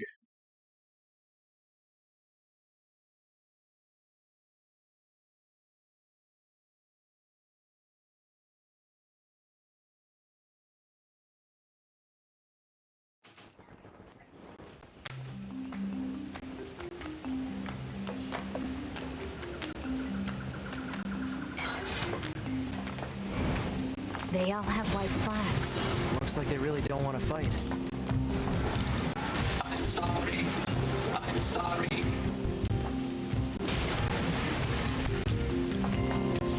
No fighting. No fighting.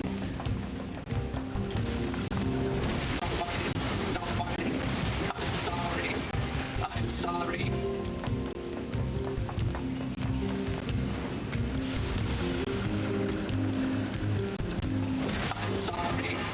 I'm sorry. Don't kill. Don't kill.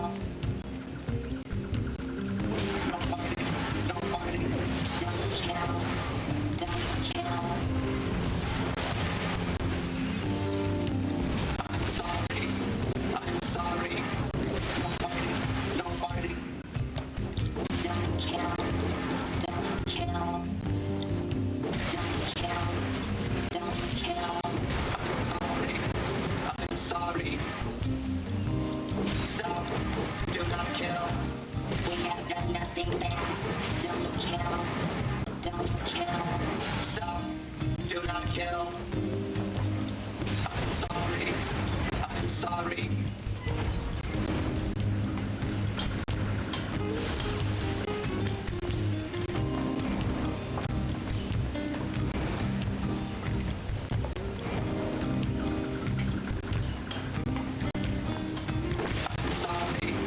I'm sorry.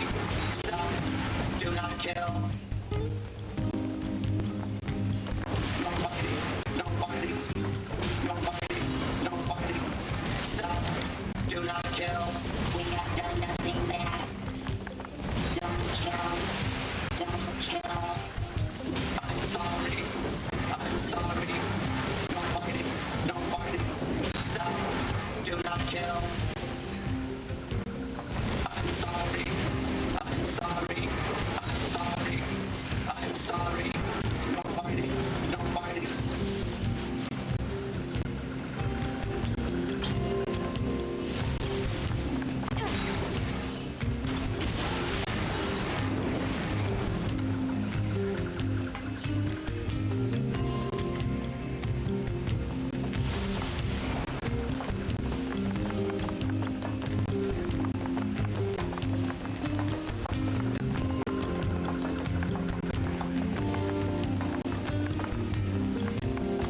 Stop. Do not kill. Don't kill. Don't kill. Who am I missing?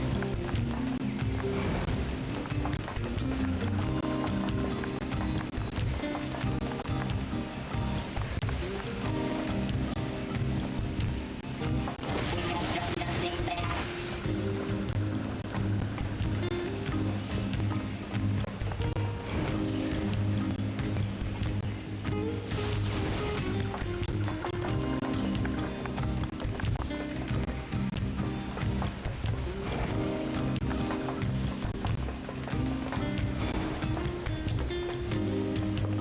Oh man, did they all respawn?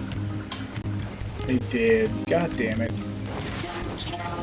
Now I gotta kill them all over again. No fighting. I'm sorry. I'm sorry. Oh, those are probably the ones that I missed.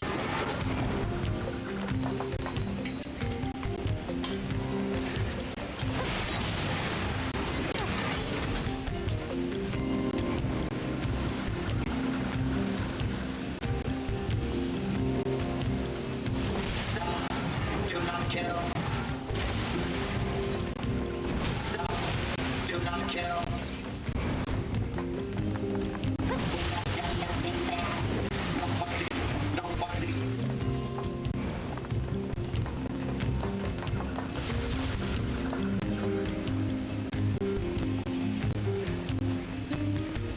I'm sorry. I'm sorry. Don't kill. Don't kill.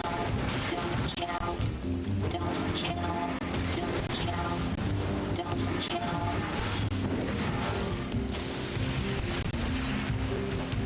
I'm sorry. I'm sorry. Stop. Do not kill. Stop. Do not kill. I'm sorry. I'm sorry. Don't kill. Don't kill. Stop. Do not kill. No fighting. No fighting.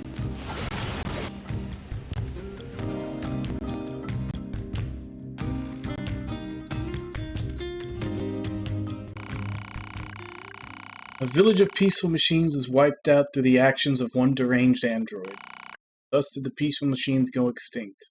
The village is now a haunted, forbidden place. Those who wander too close can hear the mad sounds of an android's laughter.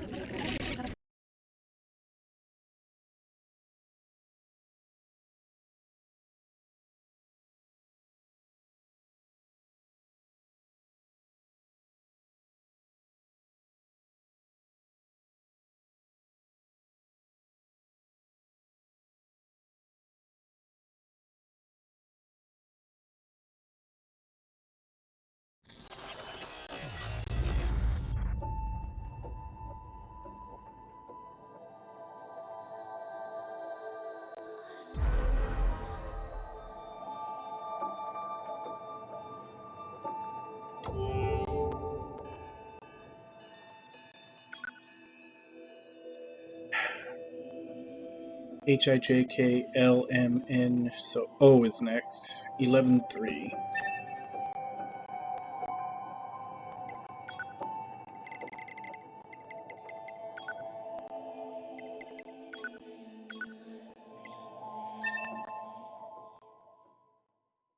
Instead of proceeding forward to the city ruins, simply run back towards the factory.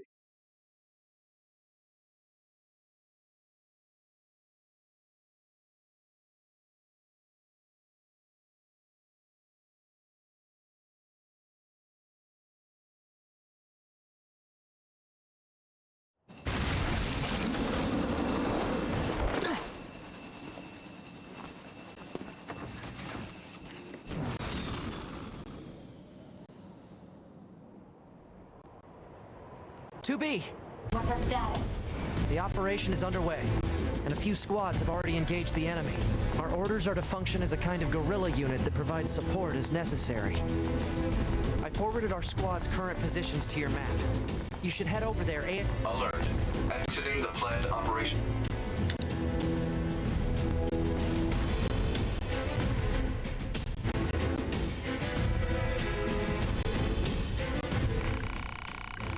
Some Yorha units abandoned their mission. The operation failed and every android met their demise.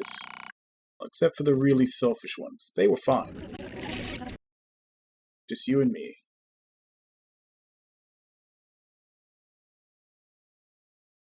That actually seems like the good ending. Right before the events that would cause 2B to die, you just leave and live happily. It's actually the good ending.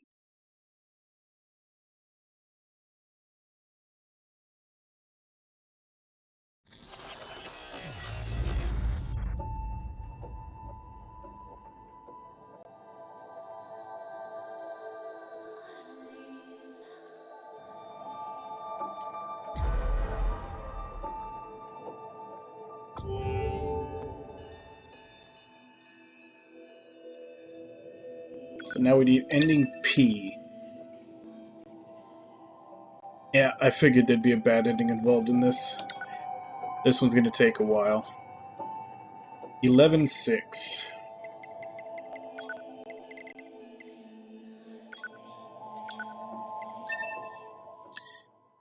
Allow 2B to die from the virus. May be able to be achieved more quickly by heading to your objective marker and stopping on or before the bridge, as the infection percentage jumps up when you're near your goal for the sake of suspense.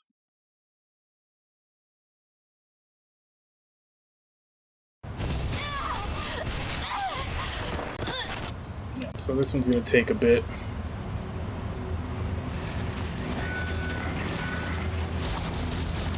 Alert. Virus infection detected. Proposal. Administer vaccine immediately.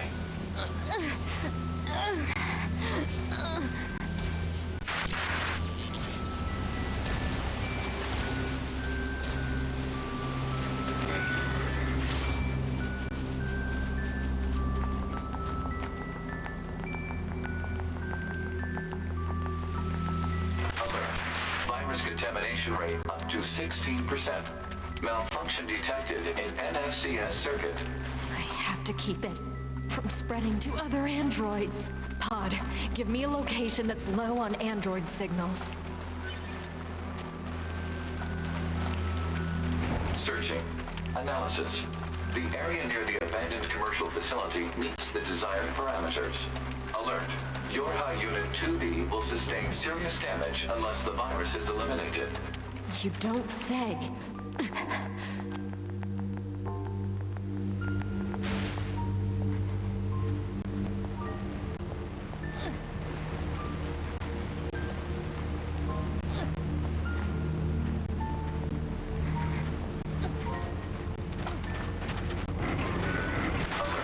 Virus contamination rate up to 21%. Remove the contamination and reset. Analysis. Virus is transforming and progressing its own algorithm with abnormal speed. Removal will be difficult.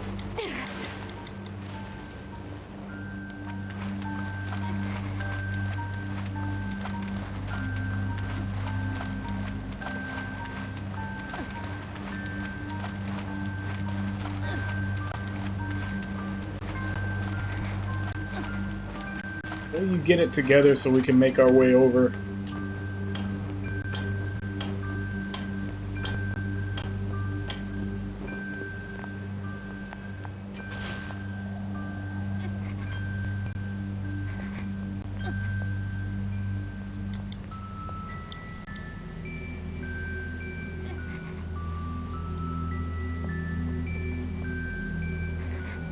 Yeah, it definitely seems like this virus has way less to do with how long it takes you to get there,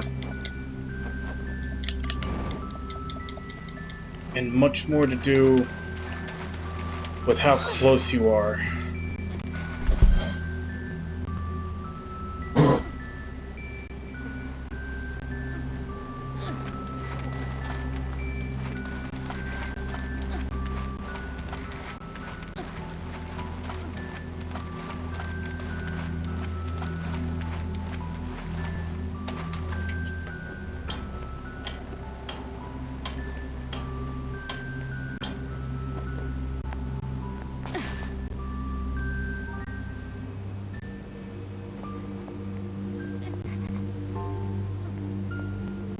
God damn it.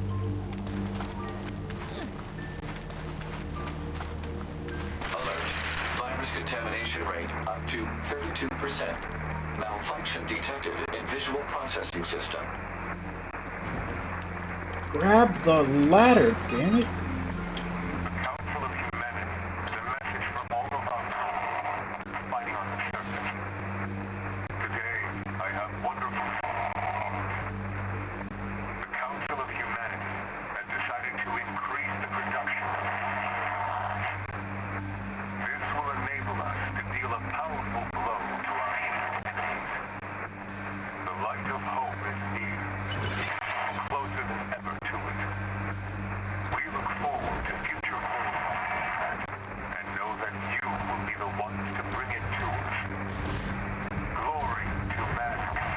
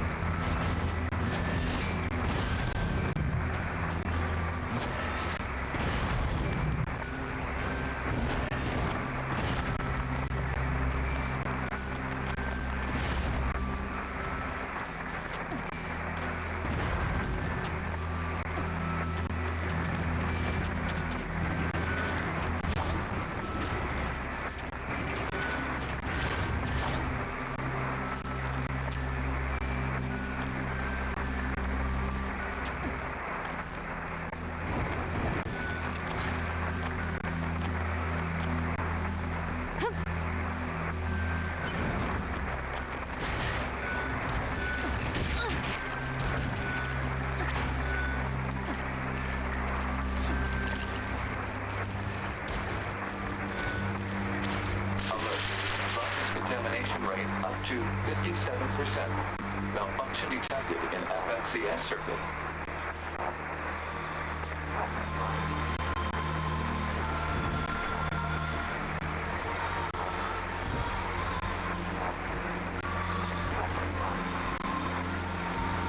Alert.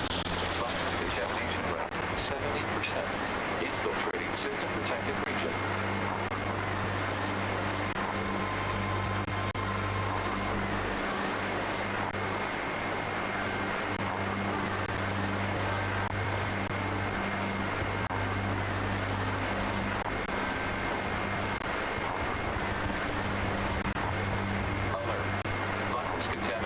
There we go. Jumped up to 90. Unusual heat generation in central nervous system. Internal combustion imminent.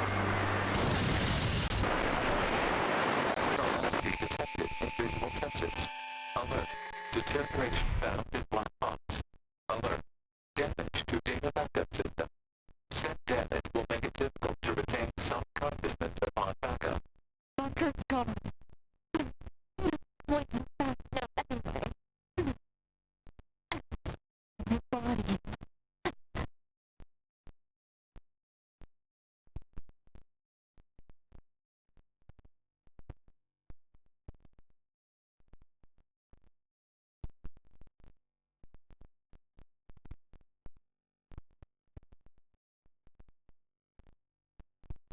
Just wait for her to die and get the ending.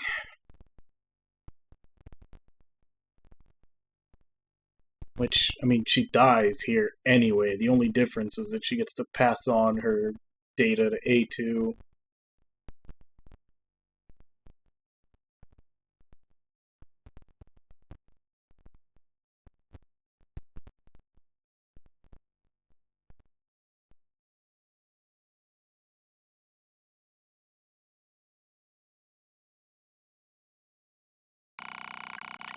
The virus reached 2B's central nervous system.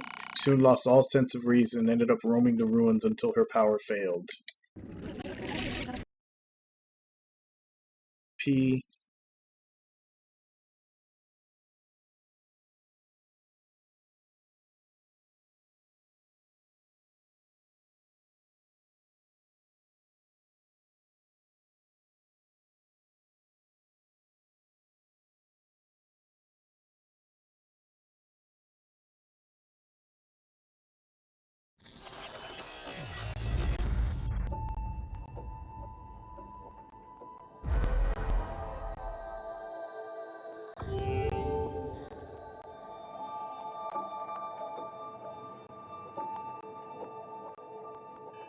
(11-7).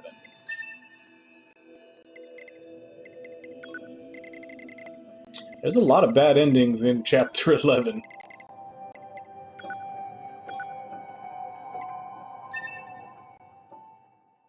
Don't go to 2B's location near the commercial facility.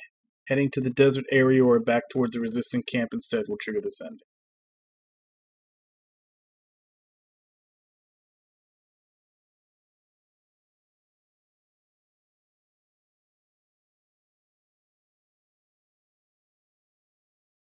Where the hell is 2B? Scanning. Black box signal located. Put it on the map! Alert. Large-scale ground tremors detected. Underground soil structure is no longer stable. Cause is likely a high-magnitude earthquake. Proposal. Evacuate immediately. I'm not going anywhere!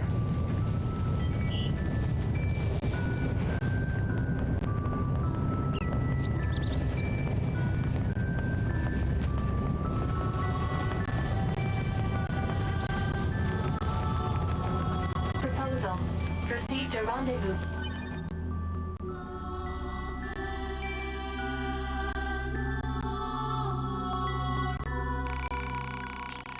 Nines suddenly lost interest in 2B. No one knows why, he just didn't care anymore.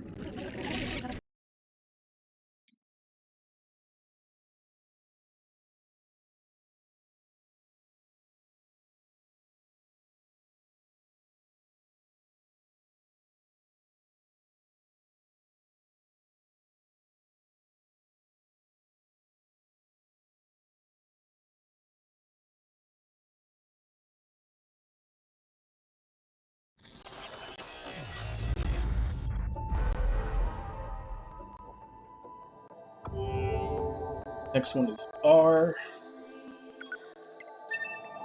Chapter 14-5.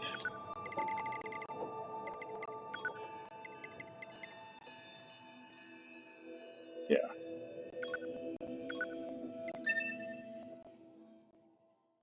Attack the peaceful robots near Pascal. Going berserk in the room with Pascal and the children can also trigger this ending.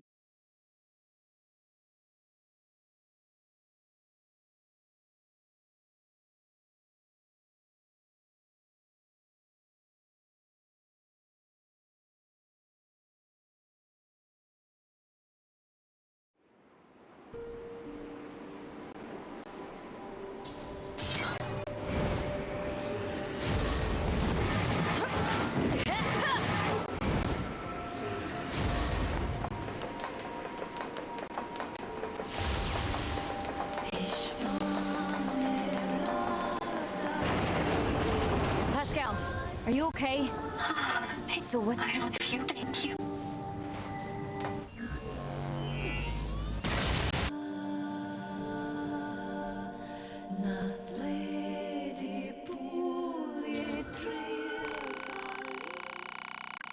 A2 had a bright idea that involved destroying every machine in sight. Pascal could only watch in astonishment.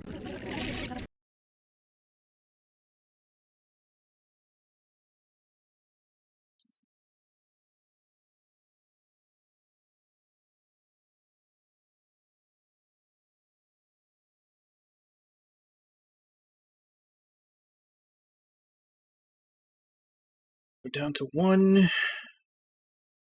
2, 3, 4. We got 5 left to get.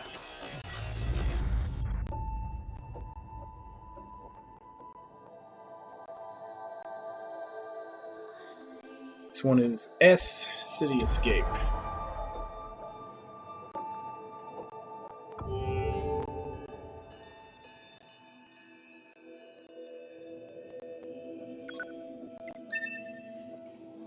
$17.1.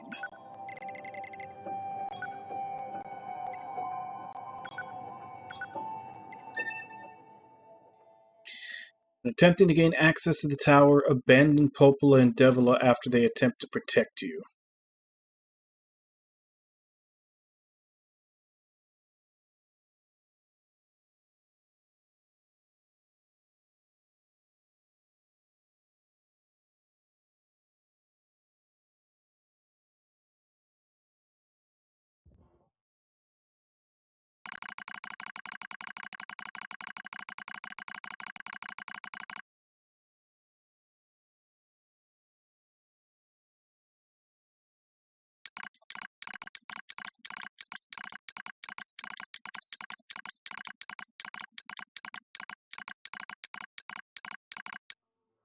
Physical check complete. Memory check complete. Maintenance mode complete. Yorha Unit 9S. Activate. Good morning, 9S. Am I... Analysis. The enemy structural unit collapsed during battle. Unit 9S suffered damage from the fall and was placed in emergency suspend mode. Fall location was deemed too dangerous, thus said unit was transported to current location. All system checks and reactivation complete. Operator. Operator Model 210 is deceased. Black box signal not found. Oh. Situation report. Tower access authentication key acquired.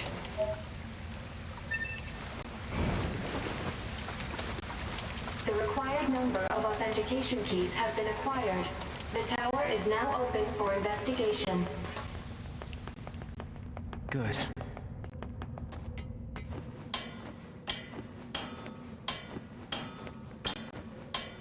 Apparently ending V is also very similar requirements.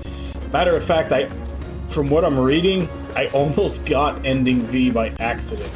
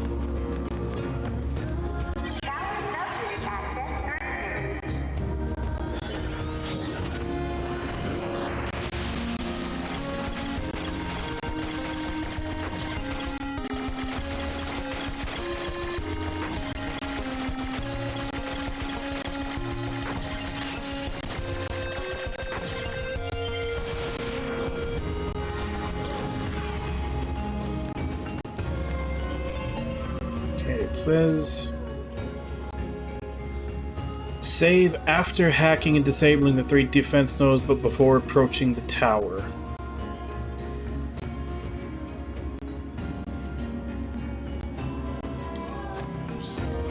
So we'll hack this and then we need to go save.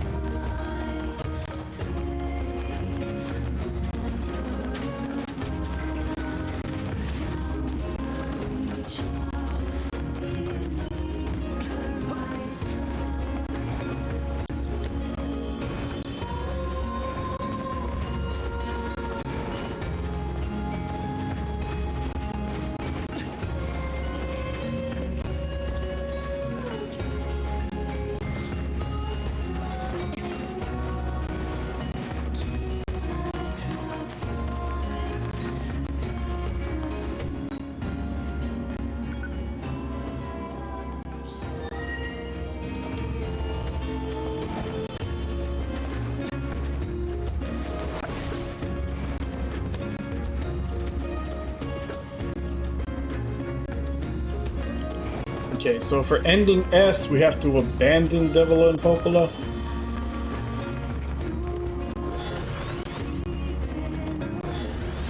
Alert. Enemy caution level rising. Cause is most likely concerned over Unit 9S gaining access to tower. Out of my way! Damn it! They won't stop coming! Alert. Allied signal detected. Allies?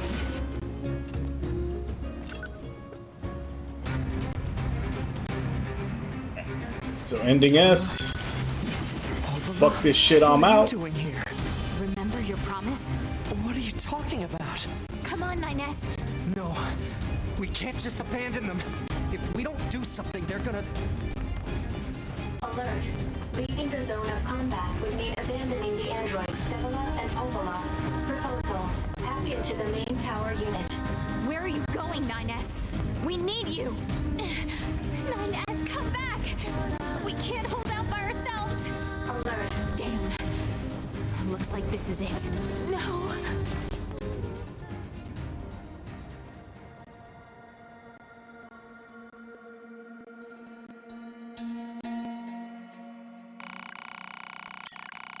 Of course, Devila and Popola died. Their lifeless bodies were found shortly thereafter, each clutched tightly in the other's arms.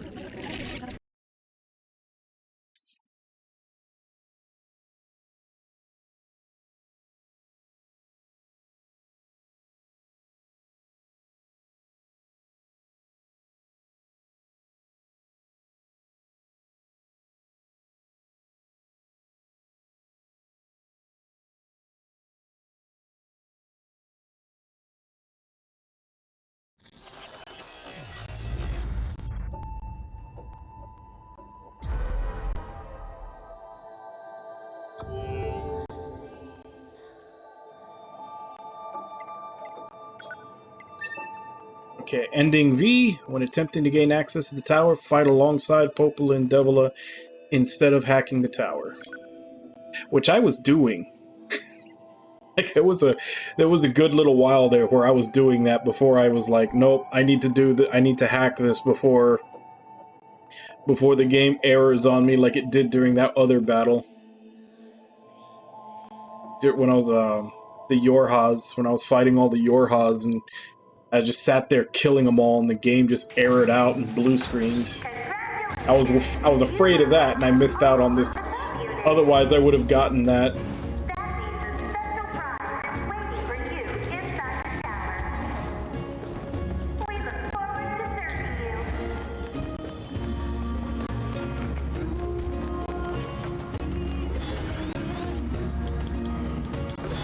Alert. Enemy caution level rising. Cause is most likely concerned over Unit 9S gaining access to tower. Out of my way!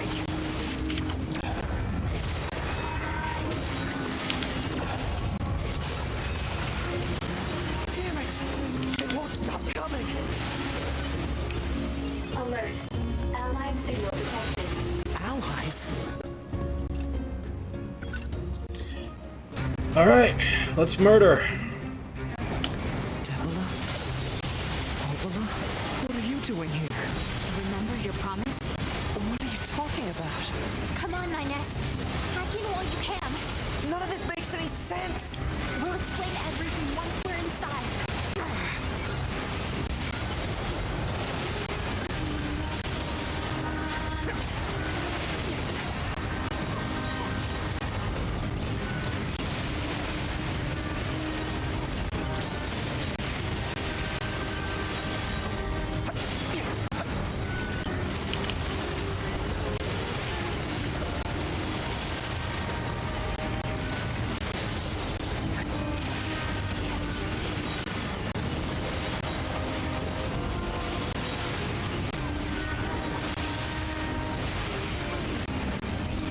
We've got this, 9S. You just focus on hacking.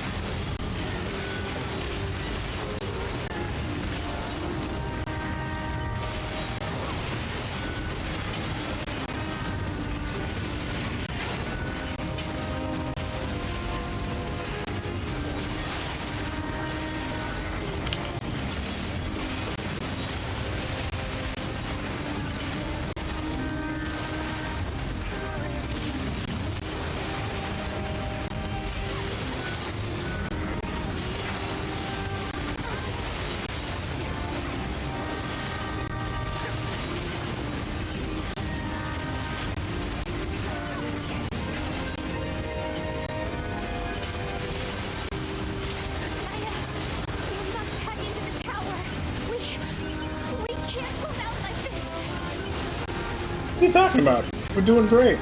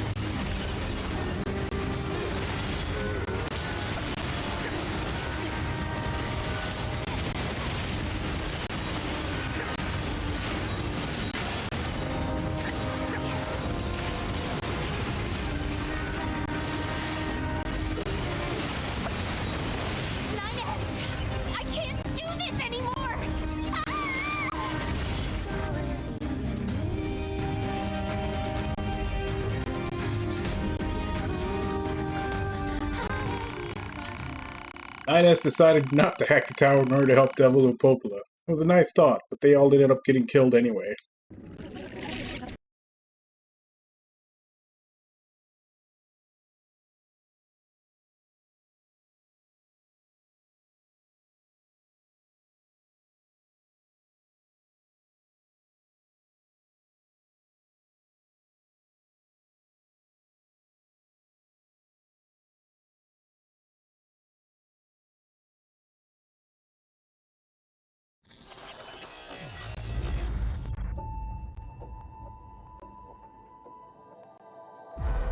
Alright, so next is W. I think for this we need to change the difficulty to the one shot and you die.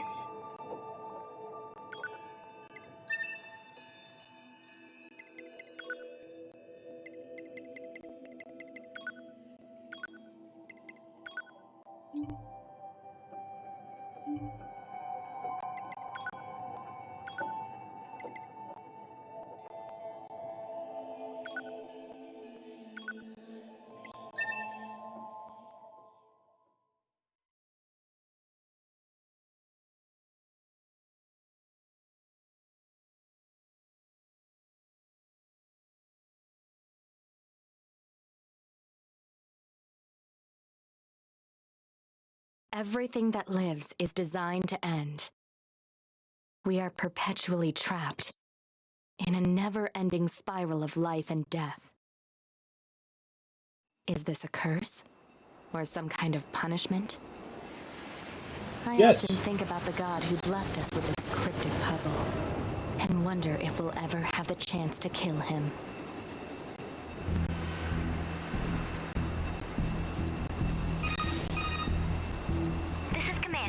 Yorha Squadron, come in. 2B here. All units have penetrated the stratosphere.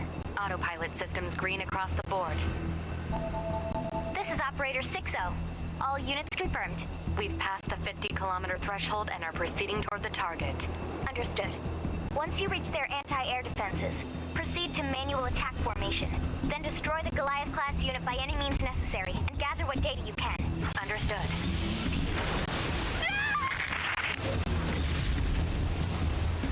12H down. All units activate manual mode and rely on visuals to evade. Already engaged. Free movement unlocked. Origin point of long-range lasers confirmed.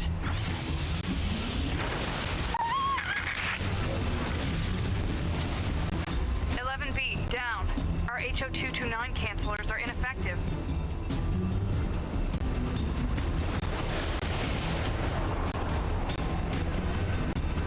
Alert.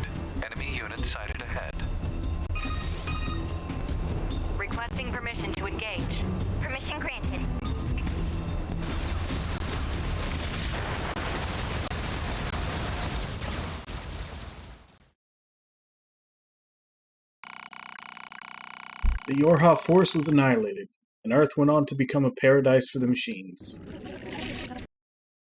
Broken wings.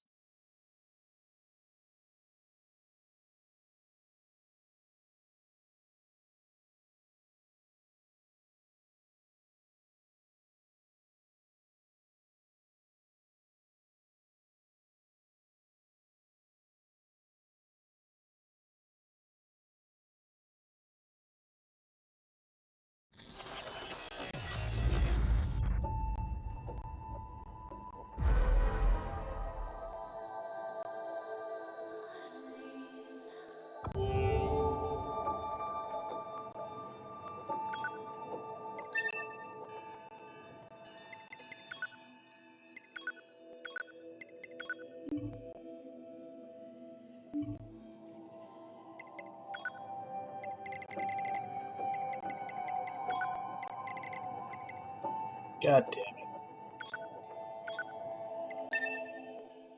They make you do this fucking thing 3 times to get all the endings? This is like the most annoying part of the game. After reaching the commercial facility as virus-infected 2B, when the game switches you to controlling A2, run away instead of helping.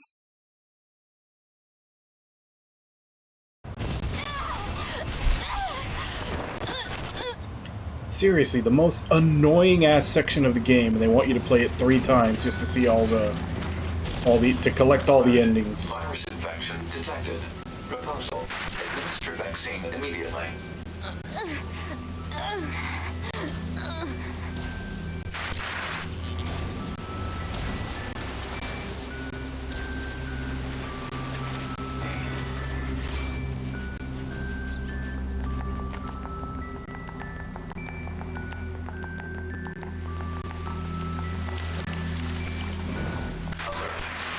Contamination rate up to 16%. Malfunction detected in NFCS circuit. I have to keep it from spreading to other androids. Pod, give me a location that's low on android signals. Searching. Analysis. The area near the abandoned commercial facility meets the desired parameters. Alert. Yorha Unit 2B will sustain serious damage unless the virus is eliminated. You don't say.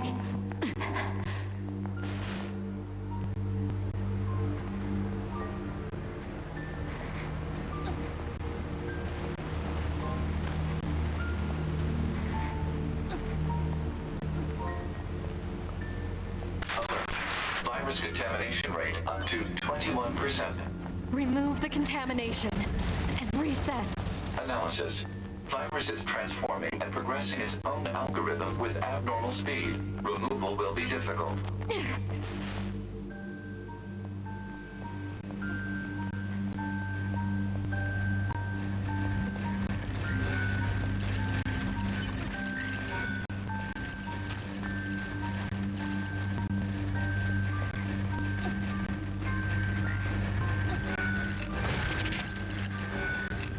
God, will you get your shit together?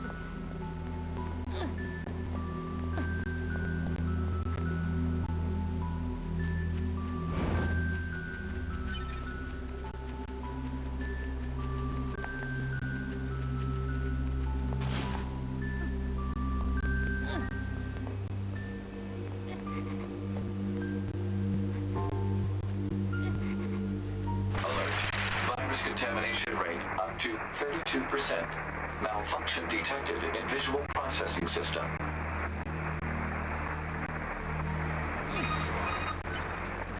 Council of Humanity.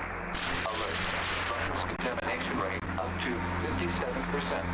Malfunction detected in FFCS circuit.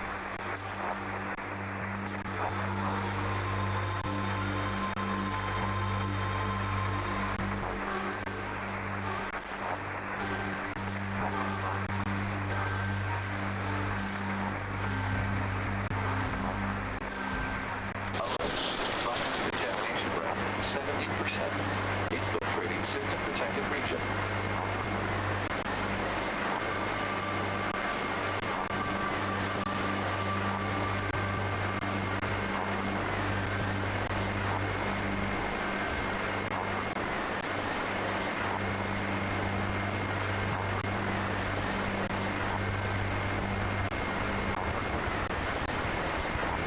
Alert. Virus contamination rate 90%. Alert. Unusual heat generation in central nervous system. Internal combustion imminent.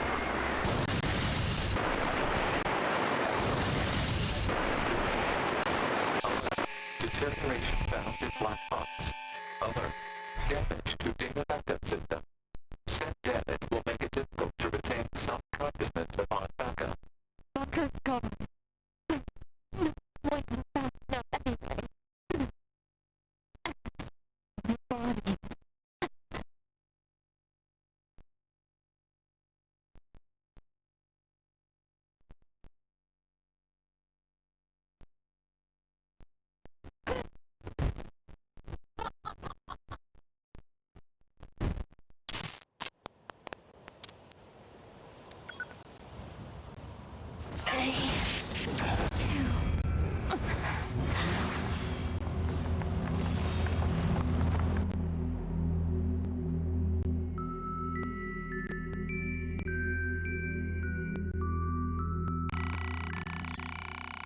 A2 suddenly felt like taking a little stroll, and though the walk gave her a sense of peace and fulfillment, 2B's body had been consumed by machines when she returned.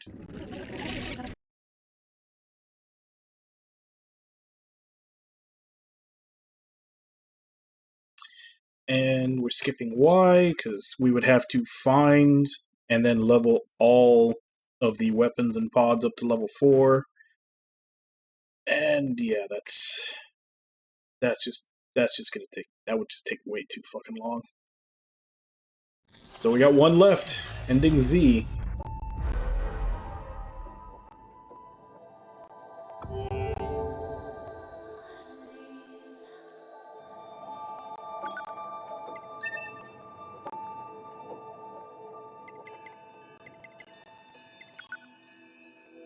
$14.01.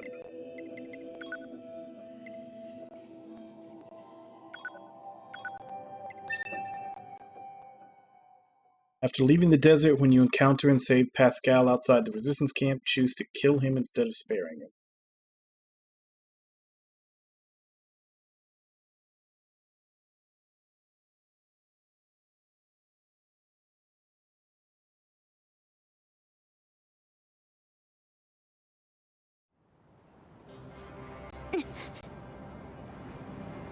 Good morning, A2. What the? Analysis. Your high unit A2 was restarted 5 minutes and 42 seconds ago. The cause was excessive strain due to battle against a large machine life form. All this goddamn sand is starting to piss me off. Alert. Fuel filter performance deteriorating. Fine particulate matter seems to have entered the filter while fighting in the desert. Proposal. Replace the faulty part immediately. You make it sound so easy. Records indicate said part was once used at the resistance camp. The resistance camp.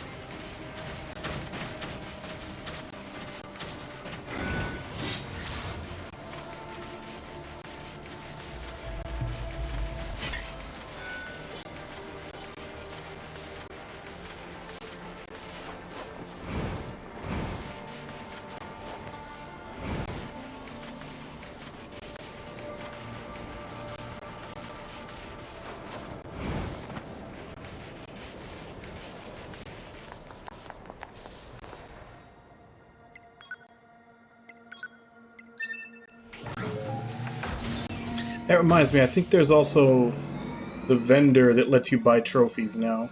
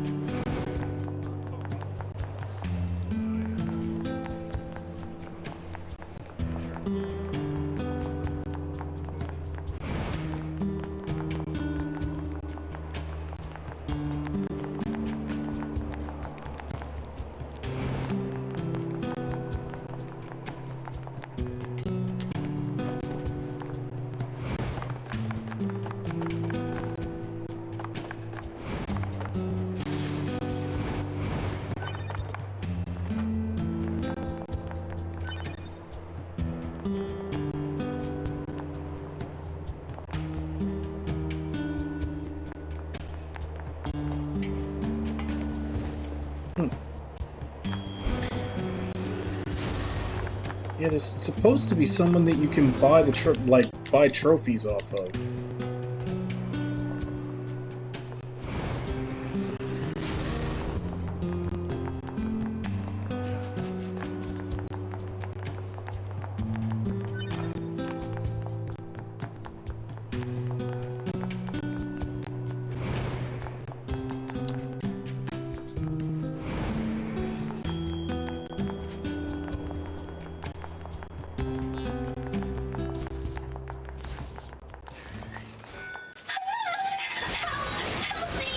Are those machines fighting each other? Thank you so much for saving me. You're a machine. Wait, my name is Beth. Uh-huh. Machines don't. They killed so... If that will save your soul, then so be it.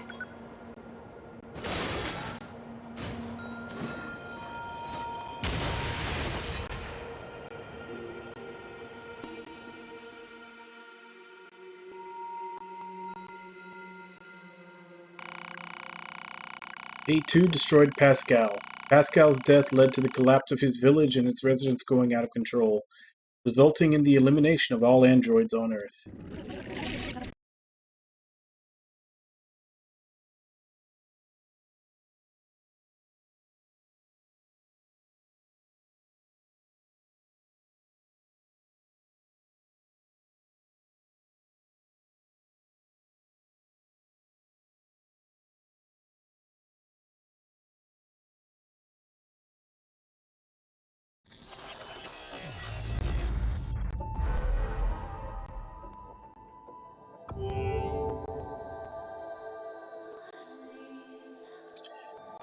There we go. 25 endings.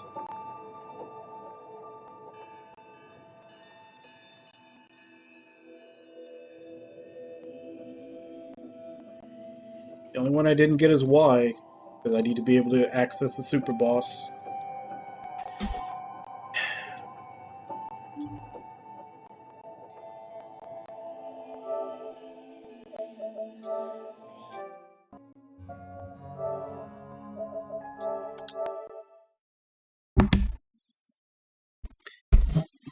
And that's all there is to Nier Automata.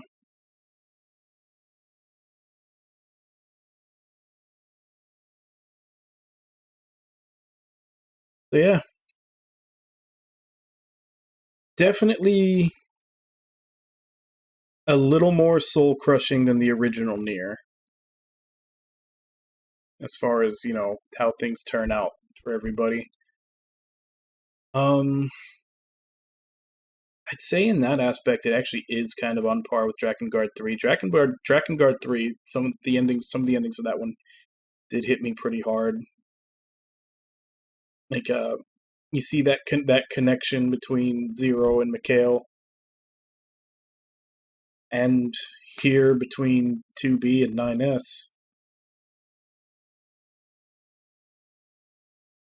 But yeah, that is the end of my little playthrough of all of Yoko Taro's games. At least until he decides to bring out his new one, which he's already kind of said he's been working on. He said he's kind of compared it to an indie, and not. He says he doesn't know how to describe it.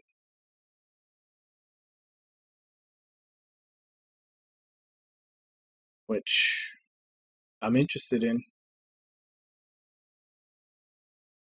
But I can definitely see how this was the game that really, I guess, made him a big name.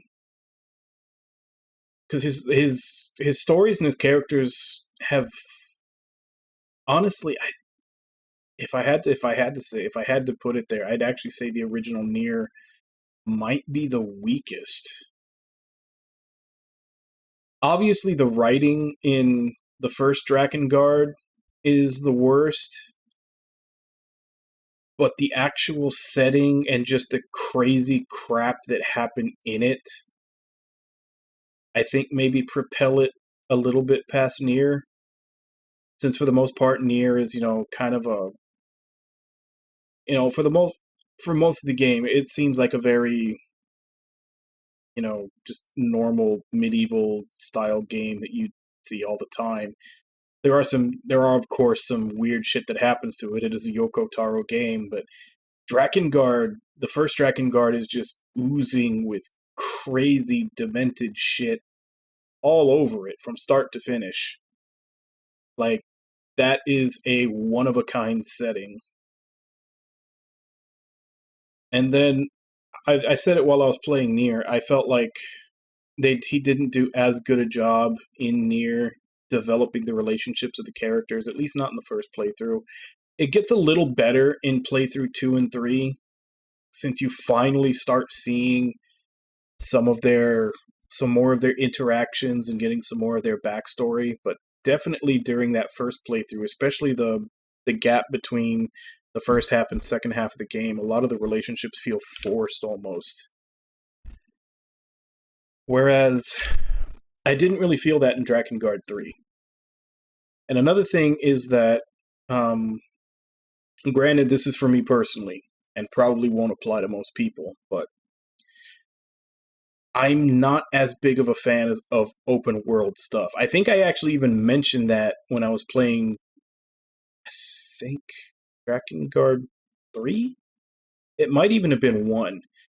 But either way, in those games, the desert area is about the only place that's actually open world. The rest of the game is, fairly linear.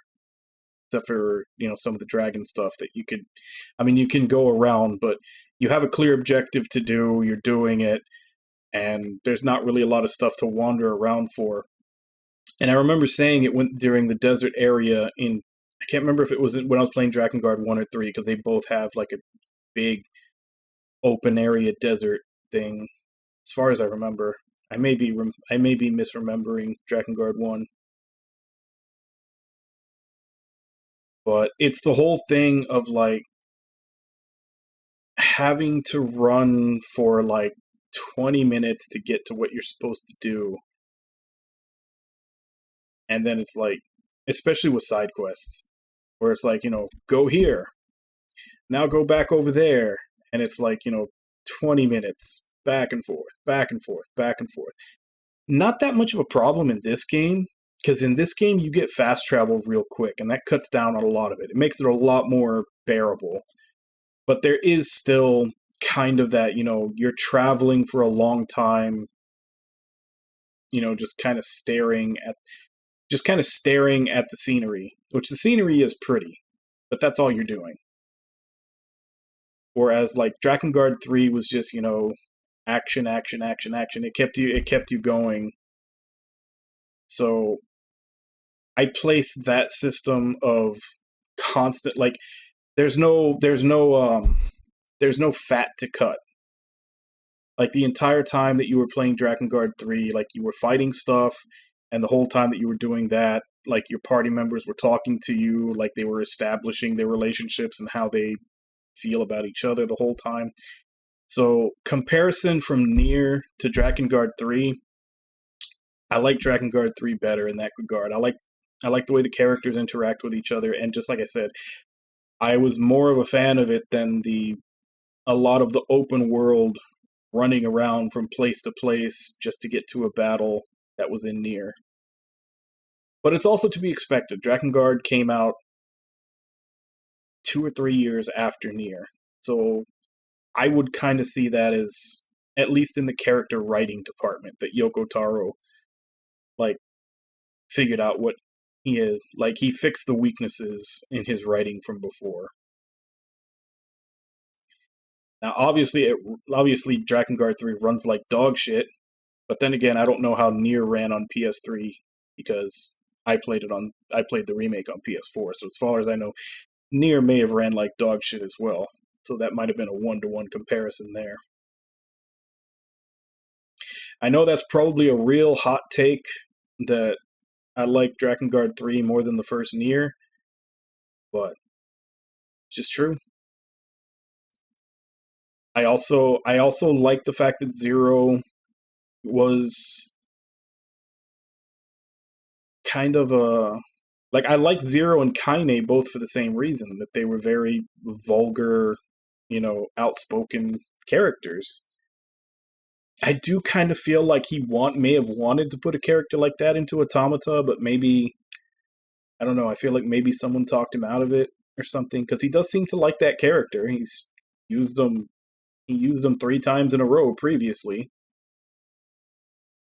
I would say the first was probably Ariosh, and then he cut down on the crazy a little bit, made Kaine, and then he added a little more crazy back and made Zero.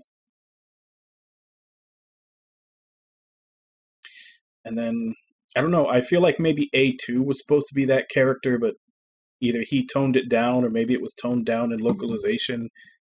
Maybe someone told him they were trying to make this game reach a wider audience or something. But it does feel like that character got left out. Nier Automata is definitely the best game, which should be a no-brainer. I mean, as many creatives will say, you always want to do better. The only one that I'll say doesn't follow that, because it literally, like, the order of him making them was Drakengard, Nier, Drakengard 3, and then Nier Automata. The only ones that I would say on my list, like if I were to tier list them, the only ones that would be out of order would be Nier and Drakengard. And like I said, the only reason for that is just how batshit crazy the first Drakengard was. That crazy ass setting where everyone is just a psychotic, piece of shit. Well, it gets more points simply because we never see that, and I never see that in games. Outside of maybe like shitty first-person shooters, or like maybe like stuff that's trying to be edgy for the sake of being edgy and never actually says anything. Which this kind of distinguishes itself from that, because that was kind of where he first got his whole philosophy, where he's kind of poking fun at a lot of the things that we see in games about, you know, the main character that's slaughtering thousands upon thousands of people, and yet we're supposed to give them a happy ending and look at them as a good guy at the end of the day. Like the first Drakengard, 100% he was poking fun at that. And he was showing all these people for what they would actually be if they were that bloodthirsty. So it wasn't just for the sake of being edgy, there actually was a point to it. So like I said, the just the batshit crazy stuff that happened in that, and the setting and everything else, just slightly, in my mind, nudges it past the first Nier.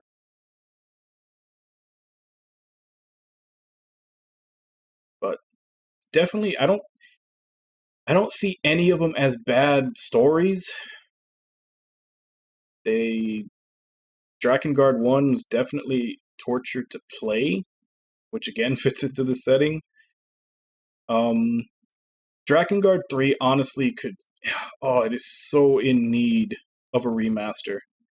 The only problem with that game is the frame drops. And of course, the final boss for the last ending just being a torturously insane rhythm game. But if they could do a remake of that, just to the point to where you don't have to worry about the frame drops anymore, because that's like I said, I do feel that at the very least the story, the way it was presented and everything else, and the character relationships, I feel they're better in Drakengard 3. Obviously, the remake for Nier puts it above that in gameplay, with the exception of the open world part, like I said, but that is my own personal preference. That's not going to apply to everybody. But if they remade Drakengard 3 so that we didn't have frame drops, I think it would nudge itself ahead of Nier in a lot of other people's minds, and not just my own. There's still going to be a lot of people that like the original Nier better, just because Drakengard 3 does have some goofy moments and like some fourth wall breaks and some crude humor, all of which I appreciate, which is probably why I see it as being slightly higher tier in my mind. And then, of course, like I said, Automata is just head and shoulders from above the other ones.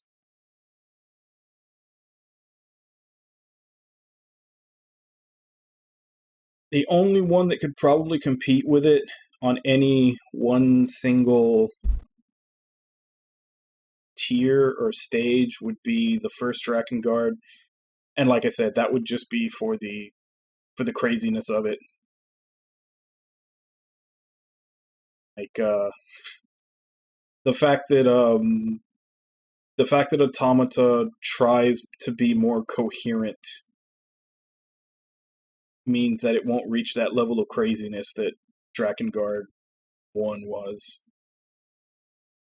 Drakengard 1 was just a whole lot of throwing crazy shit at you that didn't necessarily make sense.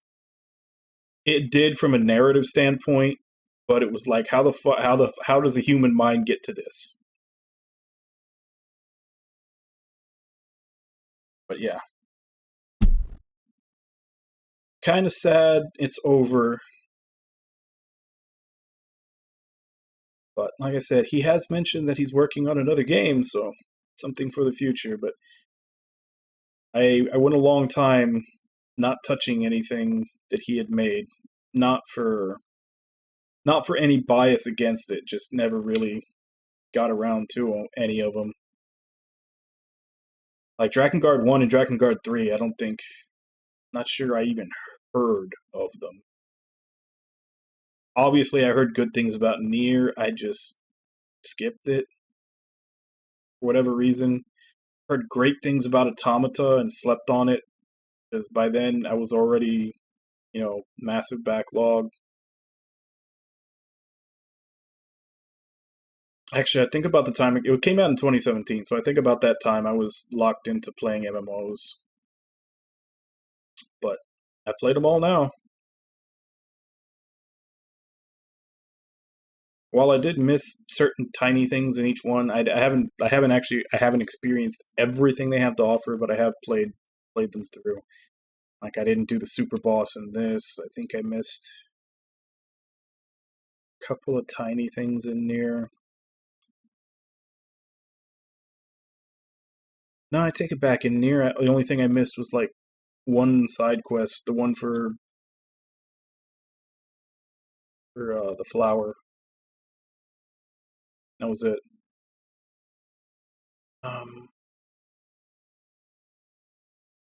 Don't remember if I skipped anything in Drakengard 3.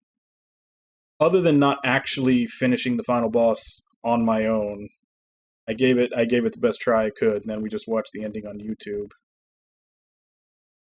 But I know for a fact that would have taken me about a day or two of like sitting there practicing that thing to get it down.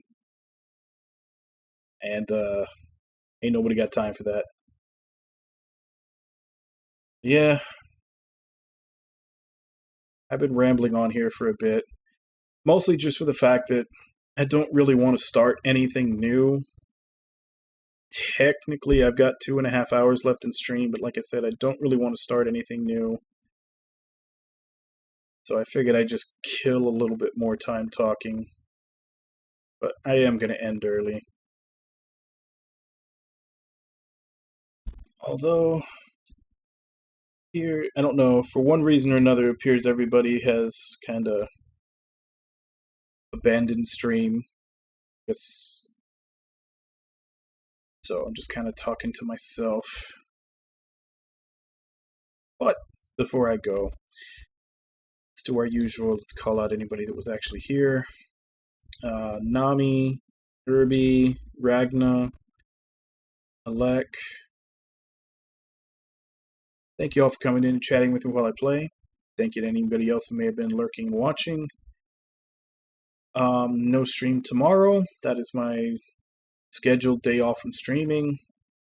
And we'll be coming back Monday morning and continuing Virgo versus Zodiac. And then, by viewer demand, definitely not my choice, I will be playing Final Fantasy VII Remake. And then once I'm done with that, I'll play Scarlet Nexus, and that I am actually really looking forward to. That game looks fun as hell. Played the tutorial to test it out to make sure it was running good on Steam, and really like it. But anyway, this will be where we end today.